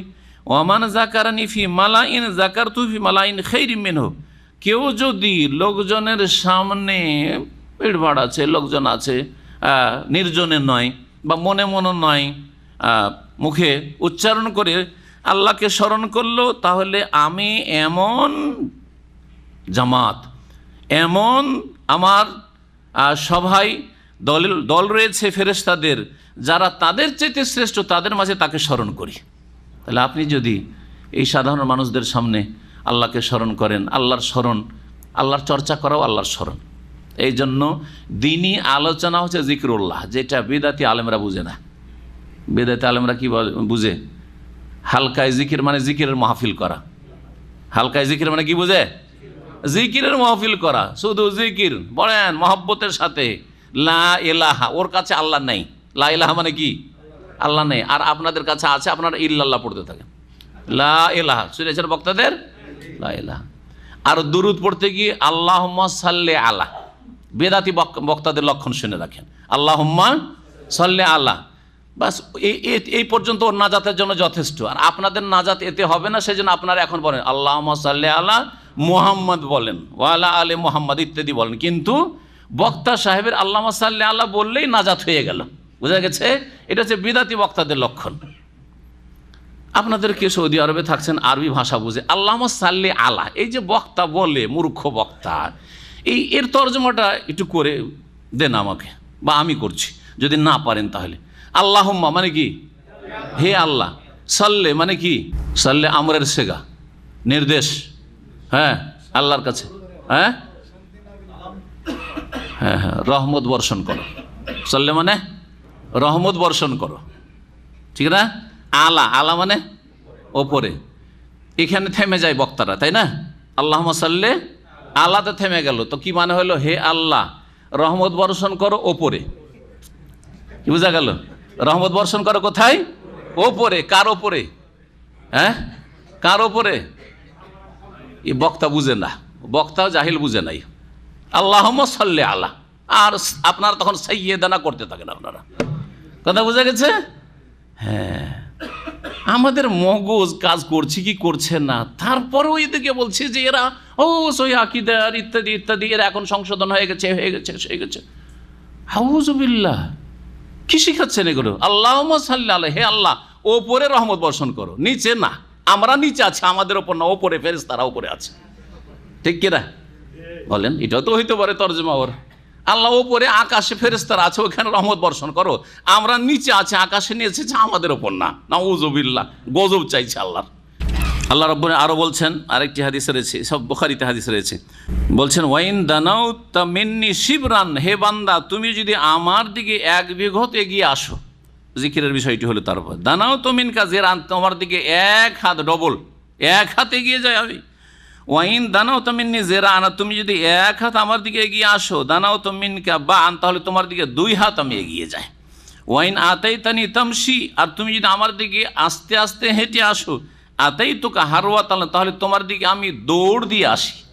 জি হ্যাঁ, আল্লাহ দৌড় দিয়ে আসেন মানে কি? আল্লাহ সাহায্য করার জন্য প্রস্তুত, আল্লাহ আপনার মনের চাহিদা মেটার জন্য প্রস্তুত, আল্লাহ আপনার হেফাজতের জন্য প্রস্তুত। তারপরে মহান আল্লাহ বলছেন ওয়ালা তাকুলু লিমান ইউকতালু ফি সাবিলিল্লাহি আমওয়াত বাল আহইয়া।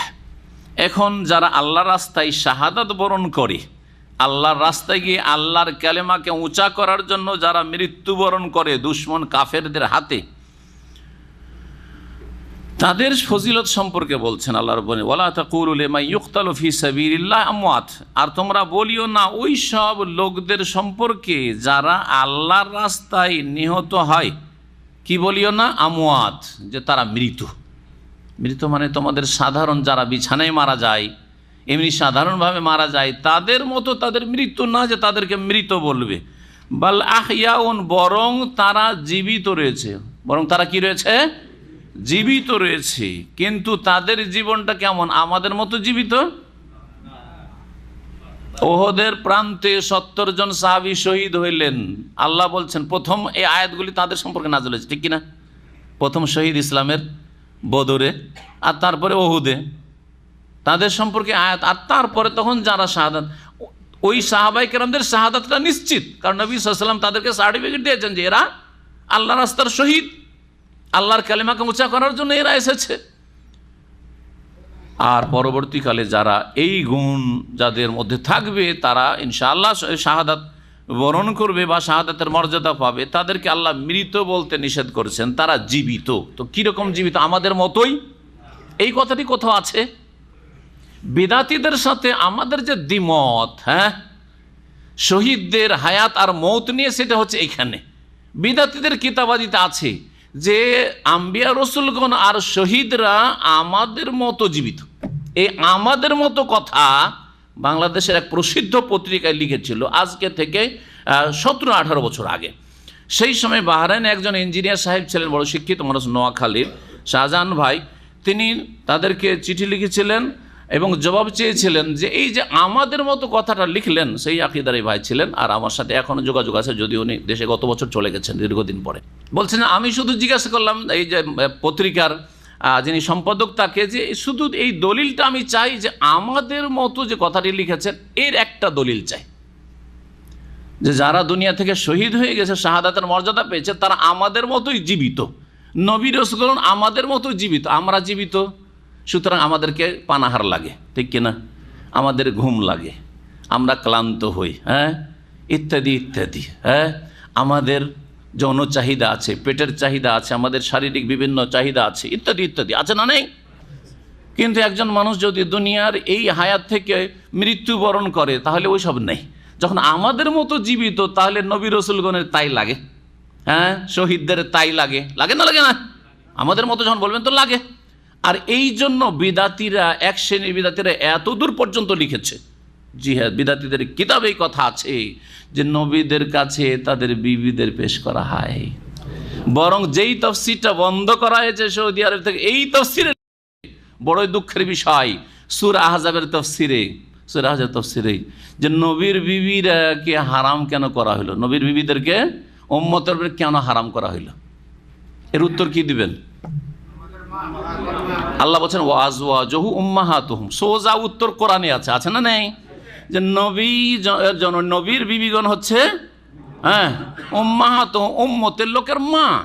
আর মাকে বিয়ে করা চিরতরে হারাম। যেমন নিজের মাকে বিয়ে করা হারাম, ঠিক তেমনই নবীর বিবিগণ আমাদের মা, সেই জন্য তাদের বিয়ে করা হারাম। সোজা উত্তর কোরআনই উত্তর আছে। কিন্তু তাফসীরে কি লিখছে মুফাসসির সাহেব, বিদাতি সাহেব কি লিখছে জানেন? আশ্চর্য হয়ে যাবেন। বলছেন যে এটাও একটা মত যে যেহেতু নবী সাল্লাল্লাহু আলাইহি ওয়াসাল্লাম হায়াতুন নবী জীবিত আছেন, আর জীবিত মানুষের স্ত্রীকে বিয়ে করা যায় না, সেই জন্য তার বিবিদেরকে বিয়ে করা হারাম। বুঝলেন? এমনিতেই তফসিরটা এখান থেকে বন্ধ হয়ে যায়নি, ভুলবশত ছেপে গেছে কারো সার্টিফাইয়ের কারণে। বড় একজন ব্যক্তি কিন্তু তার অন্তরে বিদাত ঢুকেছিল, দুনিয়া থেকে চলে গেছে, তার সার্টিফাইয়ের কারণে ছেপে গেছিল, কিন্তু তারপরে যে তফসিরটা বন্ধ হয়েছে এমনিতে বন্ধ হয় নাই। 200-র বেশি ভুল আছে ওই তো। জীবিত, হ্যাঁ, যারা আল্লাহর রাস্তায় শহীদ হয় তারা জীবিত, আম্বিয়া রাসূলগণ জীবিত, মুমিনরা জীবিত, এমনকি কাফেরদেরও মওতের পরে প্রাণ আছে, জীবন আছে, কিন্তু তাদের জীবনটা হচ্ছে নিকৃষ্ট জীবন, তাদের জীবনটা হচ্ছে নিকৃষ্ট জীবন। মুমিন মুসলিম ভালো মানুষদের, সালেহিনদের জীবনটা হচ্ছে সম্মানজনক জীবন। তার চাইতে বড় সম্মানজনক জীবন হচ্ছে শহীদদের, তার চাইতে বড় উচ্চ সম্মানজনক জীবন হচ্ছে আম্বিয়া রাসূলগণের, কিন্তু সেই জীবনটা হচ্ছে পারলৌকিক জীবন, যেটাকে বারজাখি জীবন বলা। কি বলা হয়? অমিন ওয়ারাইহিম বারজাখুন ইলা ইয়াউমি ইউবাসুন। তাহলে বিদাতি আকীদা আর আহলুস সুন্নাত ওয়াল জামাতের আকীদায় পার্থক্য হচ্ছে যে আমাদের কাছে দুনিয়ার যে মওত মৃত্যু হয় সেটা প্রত্যেককে আস্বাদন করতে হবে। কুল্লু নাফসিন যায়কাতুল মওত। আম্বিয়া রাসূলগণ এতে থেকে ব্যতিক্রম না, শহীদরাও ব্যতিক্রম না। তারা দুনিয়ার মওতটা হয়েছে, কিন্তু তাদের পারলৌকিক জীবনটা বড়ই সম্মানজনক জীবন আছে, বড় ইজ্জতের জীবন রয়েছে, যেটা সাধারণ মুসলিমের নেই, যেটা সাধারণ মুসলিমের নেই। আর সাধারণ মুসলিমের যারা জান্নাতি, অন্তত জাহান্নামী নয়, তাদের যে জীবনটা আছে সেটা পাপিষ্ট মুসলিমদের নেই, সেটা কাফেরদের নেই। তাদের জীবন হচ্ছে নিকৃষ্ট জীবন। যেমন আমরা বলি, একজন মানুষ যদি খুব কষ্টে থাকে, খুব কষ্টে থাকে, তাহলে এটা কোনো জীবন হলো নাকি? বলি না? ঠিক ওই রকম। সুতরাং কাফেরদের যদি জীবনই না থাকে, পারলোক বারজাখী জীবন, তো ওদের ওপর শাস্তি কিসের হচ্ছে, ঠিক না? শুধু তাদের বডি থেকে রুহ চলে গেছে, কিন্তু আযাব হচ্ছে, তাদের আযাব হচ্ছে। আসল আযাব হচ্ছে রুহ আত্মার ওপর। আর যতদিন পর্যন্ত বডি আছে ততদিন পর্যন্ত বডির সাথে সম্পর্ক আছে, এই জন্য এটাকে কবর আযাব বলা হয়। কবরে দাফন করা হোক আর নাই হোক, যেখানে আছে সেখানে আযাব হইতে আছে।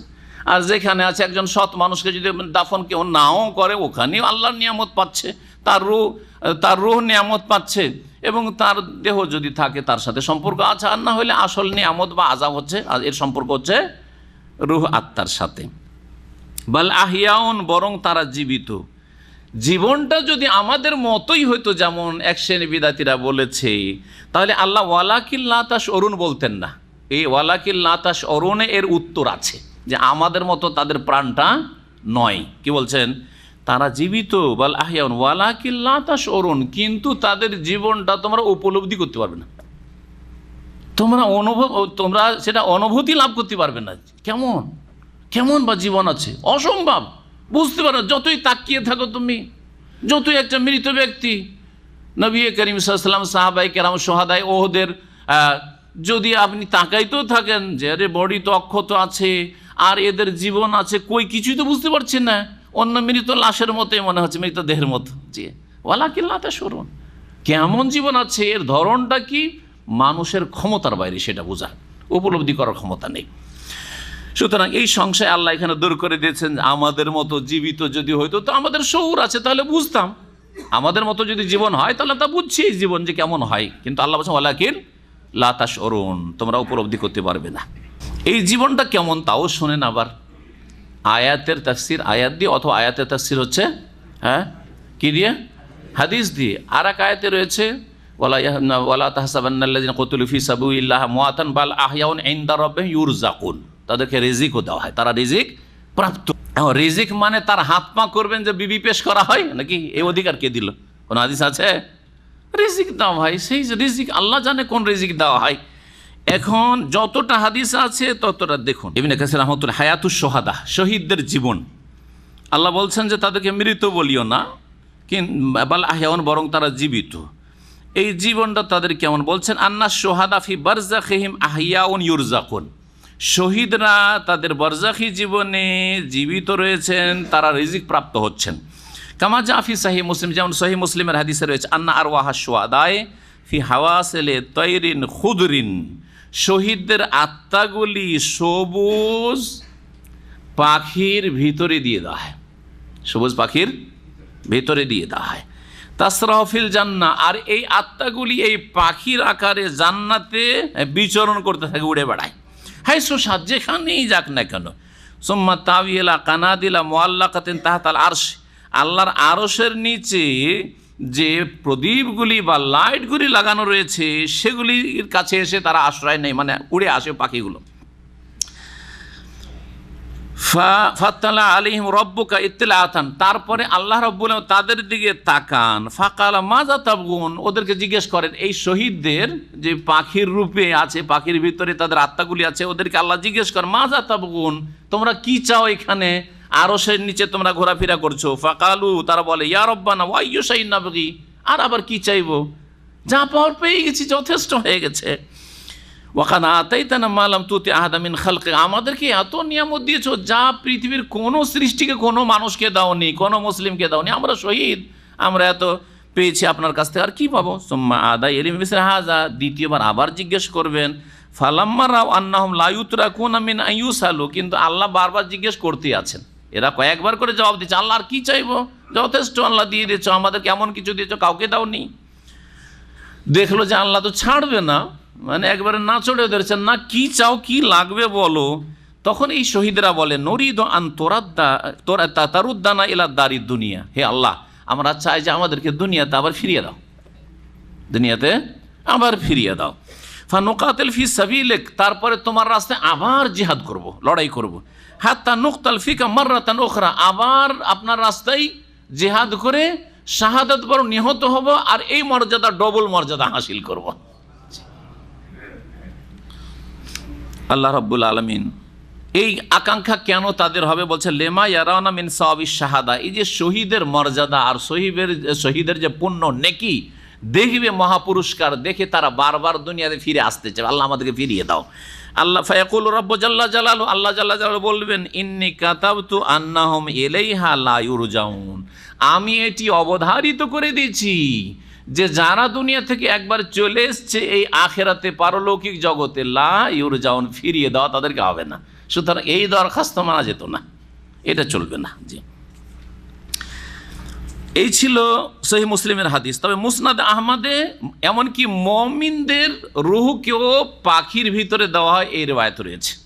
জি হ্যাঁ, আর এই হাদিসটিকে আল্লামা আলবানী সহিহুল জামেতে সহি বলেছেন, 2373 নম্বর হাদিস।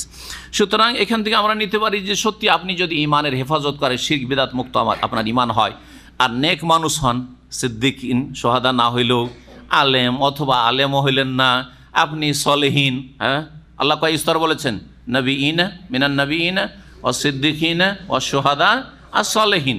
সলেহীন নেক লোক, আলেমও না। সোহাদার আরেকটি তফসির, একটি তফসির হচ্ছে শহীদ, আর তফসির সোহাদা মানে আল্লাহর ওয়াহাদানিয়তে সাক্ষ্য প্রদানকারী, যারা ওলামা উলুল ইলমে কাইমান বিল কিসত, আল্লাহ বলেছেন তাদেরকে। তো যাই হোক, আলেমদের মর্যাদা সাধারণ নেক লোকদের চাইতে উঁচা। তো যদি আপনি নেকও হইতে পারেন তাহলে রূহ কোথায় থাকবে? তাই বলছেন আব্দুর রহমান বিন কাব বিন মালিক, তার পিতা সাহাবী কাব বিন মালিক রাদিয়াল্লাহু তাআলা আনহু বর্ণনা করছেন, কালা রাসূলুল্লাহ নাসমাতুল মুমিনে তায়রুন, মুমিনের রূহটা একটা চিড়িয়া পাখির মতো হবে। তাআলুকু ফি শাজারিল জান্নাহ, যা জান্নাতের গাছে ঝুলে বেড়াবে, জান্নাতের গাছে ডালে ডালে ঝুলে বেড়াবে, এই ডাল থেকে ওই ডালে, এই গাছ থেকে ওই গাছে যে বিচরণ করে, হাত্তা ইউরজিউহুল্লাহ ইলা জাসাদিহি ইয়াওমা ইয়াবাসুহু, এমন সেই দিন পর্যন্ত, কিয়ামত পর্যন্ত, যেই দিন তার এই রূহটিকে তার বডিতে যেখানে সে দাফন হয়েছে ফিরিয়ে দেবে, আর তারপরে সে হাসর মাঠে উঠে আসবে। বলছেন ইমাম ইবনে কাসির রাহমাতুল্লাহ আলাইহি, ফাফিহি দালালাতুল লিউমুমিল মুমিনিনা আইজান, এই হাদিসটা প্রমাণ করে যে কোনো মুমিন যদি জান্নাত তার জন্য থাকে ভাগ্যে, তাহলে সেই ব্যক্তির রূহ জান্নাতে বিচরণ করে বেড়ায়, গাছে গাছে জান্নাতের। আল্লাহ রাব্বুল আলামিন যেন আমাদের জান্নাতুল ফিরদৌস নসিব করেন। মহান আল্লাহ তারপরে ইরশাদ করছেন, বিপদ আপদ মানুষের আসবে, ধৈর্য ধরতে হবে, সাহায্য চাইতে হবে, এবং ধৈর্য ধারণ করার দাবি হচ্ছে, হ্যাঁ বলছিলাম যে ধৈর্য 3 প্রকার, তাই না? বলা হয়নি মনে হয়। দিনের ওপর অটল থাকার ধৈর্য, আর আরেকটা হচ্ছে আসসাবরু আন মাসিয়াতিল্লাহ, হ্যাঁ, পাপ থেকে বেঁচে থাকার ক্ষেত্রে ধৈর্য ধারণ। জি হ্যাঁ, পাপ থেকে বেঁচে থাকাটা যেমন তেমন ধৈর্যতে হয় না। অনেকে লোভ সামলাইতে পারেন না, অধৈর্য হয়ে পড়লো, হ্যাঁ, এমন ফাঁকা ফিল্ড পেলো টাকা পয়সার ক্ষেত্রেই, অথবা ব্যভিচারের ক্ষেত্রেই, অথবা কোনো হারাম কিছু করার ক্ষেত্রে, ইত্যাদি ইত্যাদি করে ফেলছে না। হ্যাঁ, জি হ্যাঁ, ধৈর্যের প্রয়োজন রয়েছে। ধৈর্য ছাড়া এই মোবাইলের ফিতনার যুগে ধৈর্য ছাড়া কেউ চোখের জেনা আর জবানের জেনা থেকে বাঁচতে পারবে কিনা আল্লাহ ভালো জানে। জি হ্যাঁ, ধৈর্য ছাড়া বাঁচতে পারবে না। জি, যাদের কাছে এইসব ফেসবুক টেসবুক দেখেন আর এইসব করেন, যারা ইউটিউব দেখেন, তারা যদি ধৈর্য না থাকে তাহলে একটু দেখেই নি, একটু দেখেই নি, এই করতে করতে আপনি কোন জায়গা থেকে কোন জায়গায় পৌঁছে যাবেন। হ্যাঁ, জান্নাতের রাস্তাতে জাহান্নামের রাস্তায় চলেই যাবেন। আল্লাহ যেন আমাদের হেফাজত করেন। ওয়ালানাবলুওয়ান্নাকুম বিশাইইম মিনাল খাউফি ওয়াল জুই ওয়া নাকসিম মিনাল আমওয়ালি ওয়াল আনফুসি ওয়াস সামারাত ওয়া বাশশিরিস সাবিরিন। আল্লাহ বলছেন, অবশ্যই তোমাদেরকে পরীক্ষা করব হে মানুষ, বিশাইইম মিনাল খাউফ, কিছু ভয় ভীতির মাধ্যমে। মাঝে মাঝে ভীত সন্ত্রস্ত হয়, ভয় লাগবে, যে কোনো ভয় হোক না কেন। ওয়াল জু, আর ক্ষুধা, হ্যাঁ, দুশ্চিন্তা ধরেছে, কেমন করে সংসার চালাবো, এখান থেকে গেলে কি করে চলবো, অথবা এই যে এত খরচ বেড়ে গেল, জিনিসপত্রের দাম বেড়ে গেল, কেমন করে চলবো, এগুলো ভয় না? হ্যাঁ, আর ক্ষুধার চিন্তা না? জি, আল্লাহ পরীক্ষা করছেন, এগুলো পরীক্ষা আমাদের পাপের কারণে। ওয়া নাকসিম মিনাল আমওয়ালি ওয়াল আনফুসি ওয়াস সামারাত, এবং ধন সম্পদ আর জানে আর ফলে নোকসানের মাধ্যমে। নাকসুন মানে নোকসান, আর নোকসান মানে ক্ষয়ক্ষতি। কথা বোঝা গেছে না? তো নাকসুন মানে এখানে ক্ষয়ক্ষতি, জান মাল ফল মূলের ক্ষয়ক্ষতির মাধ্যমে, ক্ষুধার মাধ্যমে, আর ভয় ভীতি প্রদর্শনের মাধ্যমে আমি তোমাদেরকে কি করব? পরীক্ষা করব। তবে পরীক্ষার ক্ষেত্রে শুনে রাখো, পাস আর ফেল। ওয়াবাশশিরিস সাবির, হে নবী মুহাম্মদ সাল্লাল্লাহু আলাইহি সাল্লাম, তুমি সুসংবাদ দিয়ে দাও ধৈর্যশীলদেরকে, যারা ধৈর্য ধারণকারী তাদেরকে কি করো? সুসংবাদ দিয়ে দাও। ধৈর্য ধারণকারী কারা? বলছেন, আল্লাযীনা ইযা আসাবাতহুম মুসিবা ক্বালু ইন্না লিল্লাহি ওয়া ইন্না ইলাইহি রাজিউন, যাদের উপর মুসিবত আপতিত হলে বলে, কি বলে? ইন্না লিল্লাহ, আমরা কার? আল্লাহ। কার আমরা? কে দিয়েছেন আমাদেরকে? কে পাঠিয়েছেন? কে সৃষ্টি করেছেন? জি, আল্লাহর পক্ষ থেকে এসেছি, আল্লাহ আবার নিয়ে নেবেন। জি হ্যাঁ, ইন্না লিল্লাহ, নিশ্চয় আমরা আল্লাহ, ওয়া ইন্না ইলাইহি রাজিউন, নিশ্চয়ই আমরা সেই দিকেই প্রত্যাবর্তন করব, তার দিকেই ফিরে যাব, আল্লাহর কাছে ফিরে যেতে হবে। আল্লাহ পাঠিয়েছেন, আবার আল্লাহর কাছে ফিরে যেতে হবে, পালাবার কোনো উপায় নেই। ইন্না লিল্লাহ, আমরা আল্লাহর যখন এই কথা বলবেন, আপনার জানের ক্ষয়ক্ষতি হোক, আপনার অঙ্গহানি হোক, আপনার ছেলেমেয়ের ক্ষয়ক্ষতি হোক, আপনার ধন সম্পদের ক্ষতি হোক, আপনার নিজের বডিটাই যদি আল্লাহর হয়, আপনার ছেলে মেয়েগুলো কার দেওয়া? আল্লাহর দান। ধন সম্পদ কার দান? আল্লাহর দান। আল্লাহর দান আল্লাহ নিয়ে নিয়েছেন, আপত্তি কি আপনার? এত আক্ষেপ কেন? এত কষ্ট কেন? হ্যাঁ, এটা তো ওই রকমই যেমন আজকাল কাউকে ধার দেওয়ার পরে চাইলে মনটা খারাপ, না চাইলেই ভালো ছিল, আমার ইচ্ছা হলে দিতাম, না হলে না দিতাম, ঠিক কিনা? এই চরিত্রের মানুষ যারা, ঠিক ওইটাই হচ্ছে চরিত্র। যদি বালা মুসিবতে আপনি হাহুতাশ করেন আর আক্ষেপ করেন আর ভেঙে পড়েন, তাহলে আপনি হলেন এই চরিত্রের লোক। আজকাল যে টাকা পয়সার লেনদেনের ক্ষেত্রে সম্পর্ক কারোর সাথে খারাপ কখন হয়? টাকা চাইলে খারাপ, না চাইলে কোনো অসুবিধা নেই, দিয়ে রেখে দেন, ইচ্ছা হলে দেবে। আর যদি ভেবে নেন মনে হয় ভুলেই গেছে, ভুলে গেছে, আপনার ভদ্রতাকেও মনে করবে যে ভুলে গেছে, কাজ হয়ে গেছে আমার। আল্লাহ কোনো কিছু দেওয়ার পরে যদি আল্লাহ ফিরিয়ে নেন তো আপত্তি কি? এই মন মানসিকতা তৈরি হইতে হবে। অবশ্যই সাহাবে আল্লাযিনা ইযা আসাবাতুহুম মুসিবা ক্বালু ইন্না লিল্লাহি ওয়া ইন্না ইলাইহি রাজিউন। ইন্না লিল্লাহি ওয়া ইন্না ইলাইহি রাজিউনের প্রয়োগটা আমাদের দেশে কোনো মানুষ মারা গেলে ইন্না লিল্লাহ, তাই না? এমনকি অমুসলিমও মারা যায় ইন্না লিল্লাহ, নাস্তিক মারা গেছে ইন্না লিল্লাহ, হ্যাঁ, বেনামাজি মারা গেছে ইন্না লিল্লাহ, বাস কেউ হইলি একটা মরেছে, অমুক মরেছে ইন্না লিল্লাহি ওয়া রাজিউন। কবর মাজার পূজারি মারা গেছে ইন্না লিল্লাহি ওয়া ইন্না ইলাইহি রাজিউন। লা হাওলা ওয়ালা কুওয়াতা ইল্লা বিল্লাহ। আরে ভাই, মুসিবতে ইন্না লিল্লাহ, আপনার যে মুসিবত নাকি? এটা মুশরিক মারা গেছে মুসিবত নাকি? এটা নাস্তিক মারা গেছে মুসিবত নাকি? ও তো ভালো, আলহামদুলিল্লাহ। জি হ্যাঁ, এইরকমই ইন্না লিল্লাহটা হচ্ছে যে কোনো বিপদ আপদের ক্ষেত্রে। এই জন্য আঘাত খেলে, হোঁচট খেলে বিসমিল্লাহ আর ইন্না লিল্লাহ। বিসমিল্লাহ হাদিস দ্বারা প্রমাণিত, বিসমিল্লাহ বললে আঘাত তেমন ক্ষতি করবে না। ছেলে আছাড় খাচ্ছে হয়তো, বা আপনি হোঁচট খাচ্ছে, বিসমিল্লাহ, আর তোমার ইন্না লিল্লাহ, বিপদ আপদে ইন্না লিল্লাহ। কোনো কিছু হারিয়ে গেছে, মানিব্যাগ হারিয়ে গেছে, ইন্না লিল্লাহ সাথে সাথে পড়েন। আপনি গাড়ি দুর্ঘটনা, ইন্না লিল্লাহি ওয়া ইন্না ইলাইহি রাজিউন পড়েন, আল্লাহ হেফাজত করবেন ইনশাআল্লাহ। উলাইকা আলাইহিম সালাওয়াতু মির রাব্বিহিম ওয়া রাহমা। সুবহানাল্লাহ, যদি বিপদ আপদে ইন্না লিল্লাহি ওয়া ইন্না ইলাইহি রাজিউন পড়ে, এটা হচ্ছে কার বৈশিষ্ট্য? কার বৈশিষ্ট্য? আস-সাবিরিন, ধৈর্যশীলদের বৈশিষ্ট্য। আর ধৈর্যশীল যারা ইন্না লিল্লাহি ওয়া ইন্না ইলাইহি রাজিউন অন্তর থেকে পড়ে, মুখেও পড়ে আর কাজেও পড়ে। কাজে পড়া মানে নিয়েছেন, আলহামদুলিল্লাহ, আল্লাহ দিয়েছেন, আল্লাহ নিয়ে নিয়েছেন। জি, এইরকম যদি হয় তাহলে আল্লাহ কি দেবেন?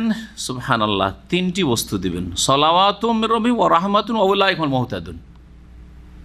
জি, মুফাসসিরিনগণ বলছেন, তাবেঈনদের উক্তি রয়েছে যে আল্লাহ রাব্বুল আলামিন আমরা দুটি কাজ করব, আল্লাহ ওর উপরে একটা বোনাস দিবেন, ফাও দিবেন, তিনটি দেবেন। আরেকটা হচ্ছে ধৈর্য ধারণের সাথে সাথে দোয়া পড়া, ইন্না লিল্লাহি ওয়া ইন্না ইলাইহি রাজিউন পড়া। এর সাথে নবী করিম সাল্লাল্লাহু আলাইহি ওয়াসাল্লামের হাদিসে রয়েছে আল্লাহুম্মা আজরনি ফি মুসিবাতি ওয়া খলুফলি খাইরাম মিনহা। এই দোয়াটিও মুখস্থ করে নেবেন, নবী করিম সাল্লাল্লাহু আলাইহি ওয়াসাল্লাম পড়তে বলেছেন, পড়েছেন। যদি এই গুণ থাকে তাহলে উলাইকা আলাইহিম সালাওয়াতুম মির রাব্বিহিম ওয়া রাহমা, এই শ্রেণীর লোকদের ওপর তাদের প্রতিপালকের পক্ষ থেকে অনুগ্রহ রয়েছে। সালাওয়াত মানে কি রয়েছে? সালাতুন বহুবচন, অনুগ্রহ। সালাতুন মানে এখানে রহমত, অনুগ্রহ, অনুগ্রহ রয়েছে। ওয়া রাহমাতুন, এবং করুণা রয়েছে। রহমত মানে করুণা আর অনুগ্রহ কাছাকাছি অর্থ, যার ফলে কোন কোন অনুবাদকরা সালাওয়াতুন মানে মাগফিরাতুন করেছেন। সালাওয়াতুন মানে কি? ক্ষমা। তাহলে কি অর্থ হবে? যে তাদের প্রতিপালকের পক্ষ থেকে যারা ধৈর্যশীল ইন্না লিল্লাহি ওয়া ইন্না ইলাইহি রাজিউন পড়ে, বিপদ আপদে চট করে সাথে সাথে ধৈর্য ধারণ করে প্রথম চোটেই, তাদের জন্য ক্ষমাও রয়েছে আর রহমত, আল্লাহর দয়াও রয়েছে। ওয়া উলাইকা হুমুল মুহতাদুন, আর তৃতীয় বস্তু হচ্ছে তারাই হচ্ছে সঠিক পথ প্রাপ্ত, তারাই হচ্ছে হেদায়াত প্রাপ্ত, হেদায়াতের উপর রয়েছে।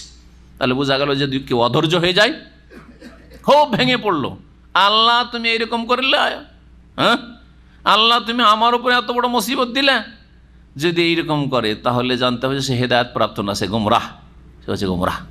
তারপরে আলোচনা আসছে সাফা মারওয়ার সাইর কথা।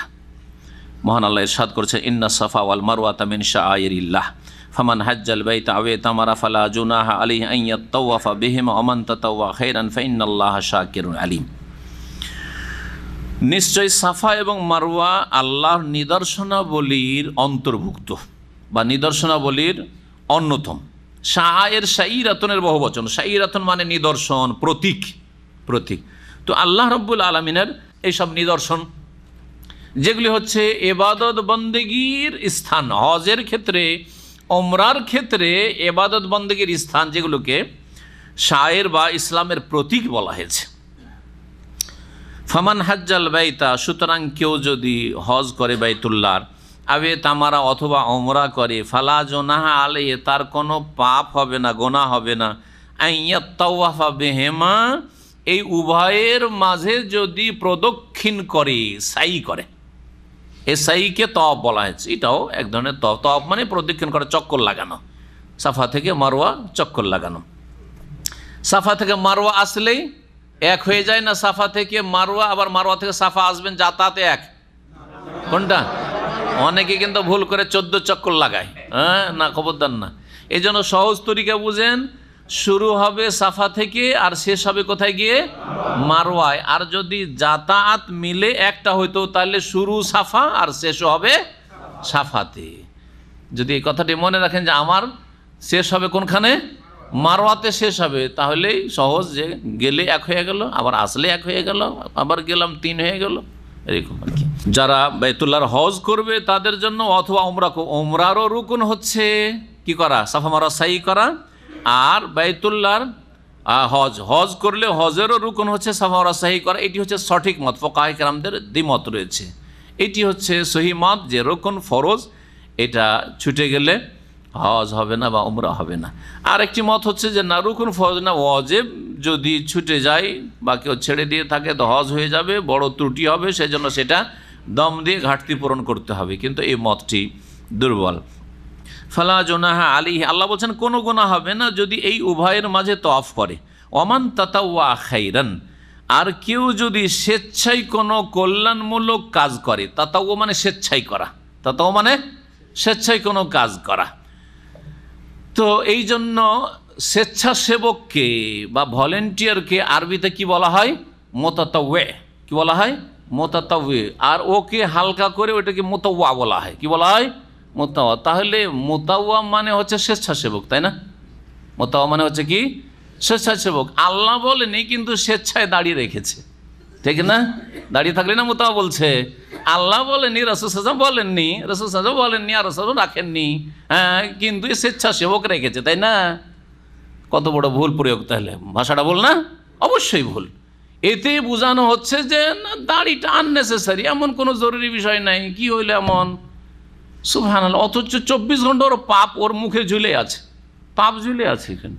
জি হ্যাঁ, একজন সাহাবীও যদি দাড়ি মুন্ডন করতেন তাহলে তার অবকাশ থাকতো। বড়ই দুঃখ লাগে যে মুসলিমরা আজকাল দাড়িটাকে এত হালকা করে দিয়েছে, বরং দাড়ির বিরোধিতা করছে। আউযুবিল্লাহ, এই তো বড় মুনাফিকি।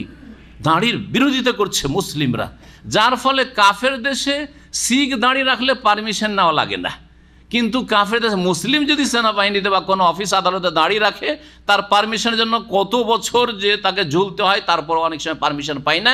আমাদের দোষে বলে, যদি তোদের এই শিখদের মতো বাধ্যতামূলক হইতো, এটা ধর্মের ব্যাপার হইতো, তো তোদের মেজরিটি কেন রাখে না? ভারতে এই ঘটনা ঘটেছে।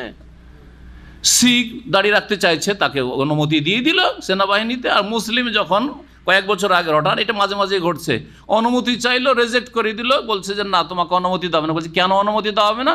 বলছে ওদের ধর্ম। বলছে আমাদের যে ধর্ম। বলছে না, তোমাদের ধর্ম না, তোমাদের ধর্ম যদি হতো তো তোমাদের মেজরিটি দাড়ি রাখতো, কেউ দাড়ি রাখে না কেন? হ্যাঁ, হাতে গোনা হাজারে কয়েকজন, 1-2 জন দাঁড়িয়ে রাখে কেন? জি হ্যাঁ, দোষটা কার? কি জবাব দেবে কিয়ামতের দিনে? একজন সাহাবী দাড়ি মোন্ডা ছিল, কেন হালকা করে দিলেন এত এই বিষয়টিকে? জি, ওয়াজিবকে সুন্নতে বিদাতি মোল্লাদের এখানে বড়ই অপরাধ আছে যে তারা এই দাড়িকে কি করে দিয়েছে, ওয়াজিব থেকে সুন্নতে নামিয়ে দিয়েছে, আর দাড়িকে টুপির বরাবর করে দিয়েছে। টুপি রাখা যেমন তেমন দাড়ি রাখা, নাউযুবিল্লাহ। যে ওমান তাতাওয়া খায়রান, যে স্বেচ্ছায় কোনো ভালো কাজ করবে। স্বেচ্ছায় ভালো কাজ করা হচ্ছে সুন্নত মুস্তাহাব কাজ। মসজিদে যে মানুষকে পানি দিয়ে বেড়াচ্ছে, মসজিদে যে কোরআন নিয়ে দিয়ে বেড়াচ্ছে, এগুলো হচ্ছে স্বেচ্ছায় ভালো কাজ করা। না করলে কোনো দোষ নেই। আপনার কোরআন লাগবে, কোরআন নিয়ে নেন। পানি লাগবে, পানি আপনি বাকালা থেকে কিনে নিয়ে আসেন। জরুরি নয় যে আপনাকে এখানে পানি দিতে হবে। বুঝা গেছে না? এগুলো হচ্ছে স্বেচ্ছাসেবকের কাজ। স্বেচ্ছাসেবক হচ্ছে এইরকম ধরনের কাজ, এমন কাজ, এই কাজগুলি মুস্তাহাব না, নফল কাজ, করলে ভালো, না করলে কোনো অসুবিধা নেই, গুনাহ নেই। সেগুলো হচ্ছে তাতাওয়া। ওমান তাতাওয়া খায়রান, যে স্বেচ্ছায় ভালো কাজ করবে। ফাইনাল্লাহা শাকিরুন আলিম, নিশ্চয় আল্লাহ রাব্বুল আলামিন গুণগ্রাহী। শাকিরুন মানে গুণগ্রাহী, আলিমুন সর্বজ্ঞ, সব কিছু তিনি জানেন। আমরা শুকরগুজার হইলে আমরা হচ্ছে শাকির, তাই না? জামা হচ্ছে শাকিরিন। হ্যাঁ, শাকিরিন শুকরগুজার। আর আল্লাহও শাকির। আল্লাহর শাকির শুকরগুজার হওয়া আর আমাদের শুকরগুজার হয় পার্থক্য কি? অর্থের পার্থক্য। আমরা আল্লাহ কি করব? নিয়ামত, আল্লাহর সন্তুষ্টির কাজে ব্যয় করব, আল্লাহর আদেশ নিষেধগুলি মেনে চলবো। এটা হচ্ছে আল্লাহর কি করা? শুকরিয়া আদায় করা। ঈমানের মাধ্যমে, ভালো আমলের মাধ্যমে আল্লাহর শুকরিয়া আদায় করব, পাপাচার থেকে বেঁচে থেকে আল্লাহর শুকরিয়া আদায় করব। আর আমরা যখন এই শুকরিয়া আদায় করব রব্বুল আলামিনের, তখন তিনি আমাদের গুণগ্রাহী হবেন। গুণগ্রাহী বুঝেন তো? হ্যাঁ, আমাদের কাজের মূল্যায়ন করবেন, আমাদের কথা ফেরেশতাদের মধ্যে তিনি আলোচনা করবেন যে মা আরাদা হাওলাই, হাদিসে রয়েছে, হাদিসে বলছি, এদের উদ্দেশ্য কি, এরা এখানে কি জন্য বসে আছে, এরাকে কে বাধ্য করেছে ইসলামী সেন্টারে এই 2 ঘন্টা 3 ঘন্টা বসে থাকতে, ইসলামী সেন্টারে কে বাধ্য করেছে, অনেক ভাইরা সকাল 9টায় আসে আর রাত 10টায় যায়, কে এদেরকে মা আরাদা হাওলা, এরা কি চায়, কি জন্য এসেছে, আল্লাহ এগুলির মূল্যায়ন করেন। শাকিরুন, এই অর্থে আল্লাহ রাব্বুল আলামিন বলেন প্রত্যেক আমলের আল্লাহ শাকির। আমরা যে কোনো আমল করি আল্লাহ কি করেন, এর কদর করেন, মর্যাদা দান করেন, মূল্যায়ন করেন। আল্লাহ রাব্বুল আলামিন গুণগ্রাহী। ইন্নাল্লাযিনা ইয়াকতুমুনা মা আনজালনা মিনাল বায়্যিনাতি ওয়াল হুদা মিন বাদি মা বায়্যানাহু লিন-নাসি ফিল কিতাব উলাইকা ইয়ালআনুহুমুল্লাহু ওয়া ইয়ালআনুহুমুল লাঈনুন। এই আয়াতের আগে আরেকটি কথা বলে দিই, যদিও সময় শেষের দিকে চলে যাচ্ছে, যে সাফা মারওয়ার সাই হচ্ছে ফরজ, কিন্তু কোরআনের ভাষা ফালা জুনাহ আলাইহি আন ইয়াতাওয়াফা বিহিমা, কোনো গুনাহ হবে না এই উভয়ের মাঝে তাওয়াফ করলে।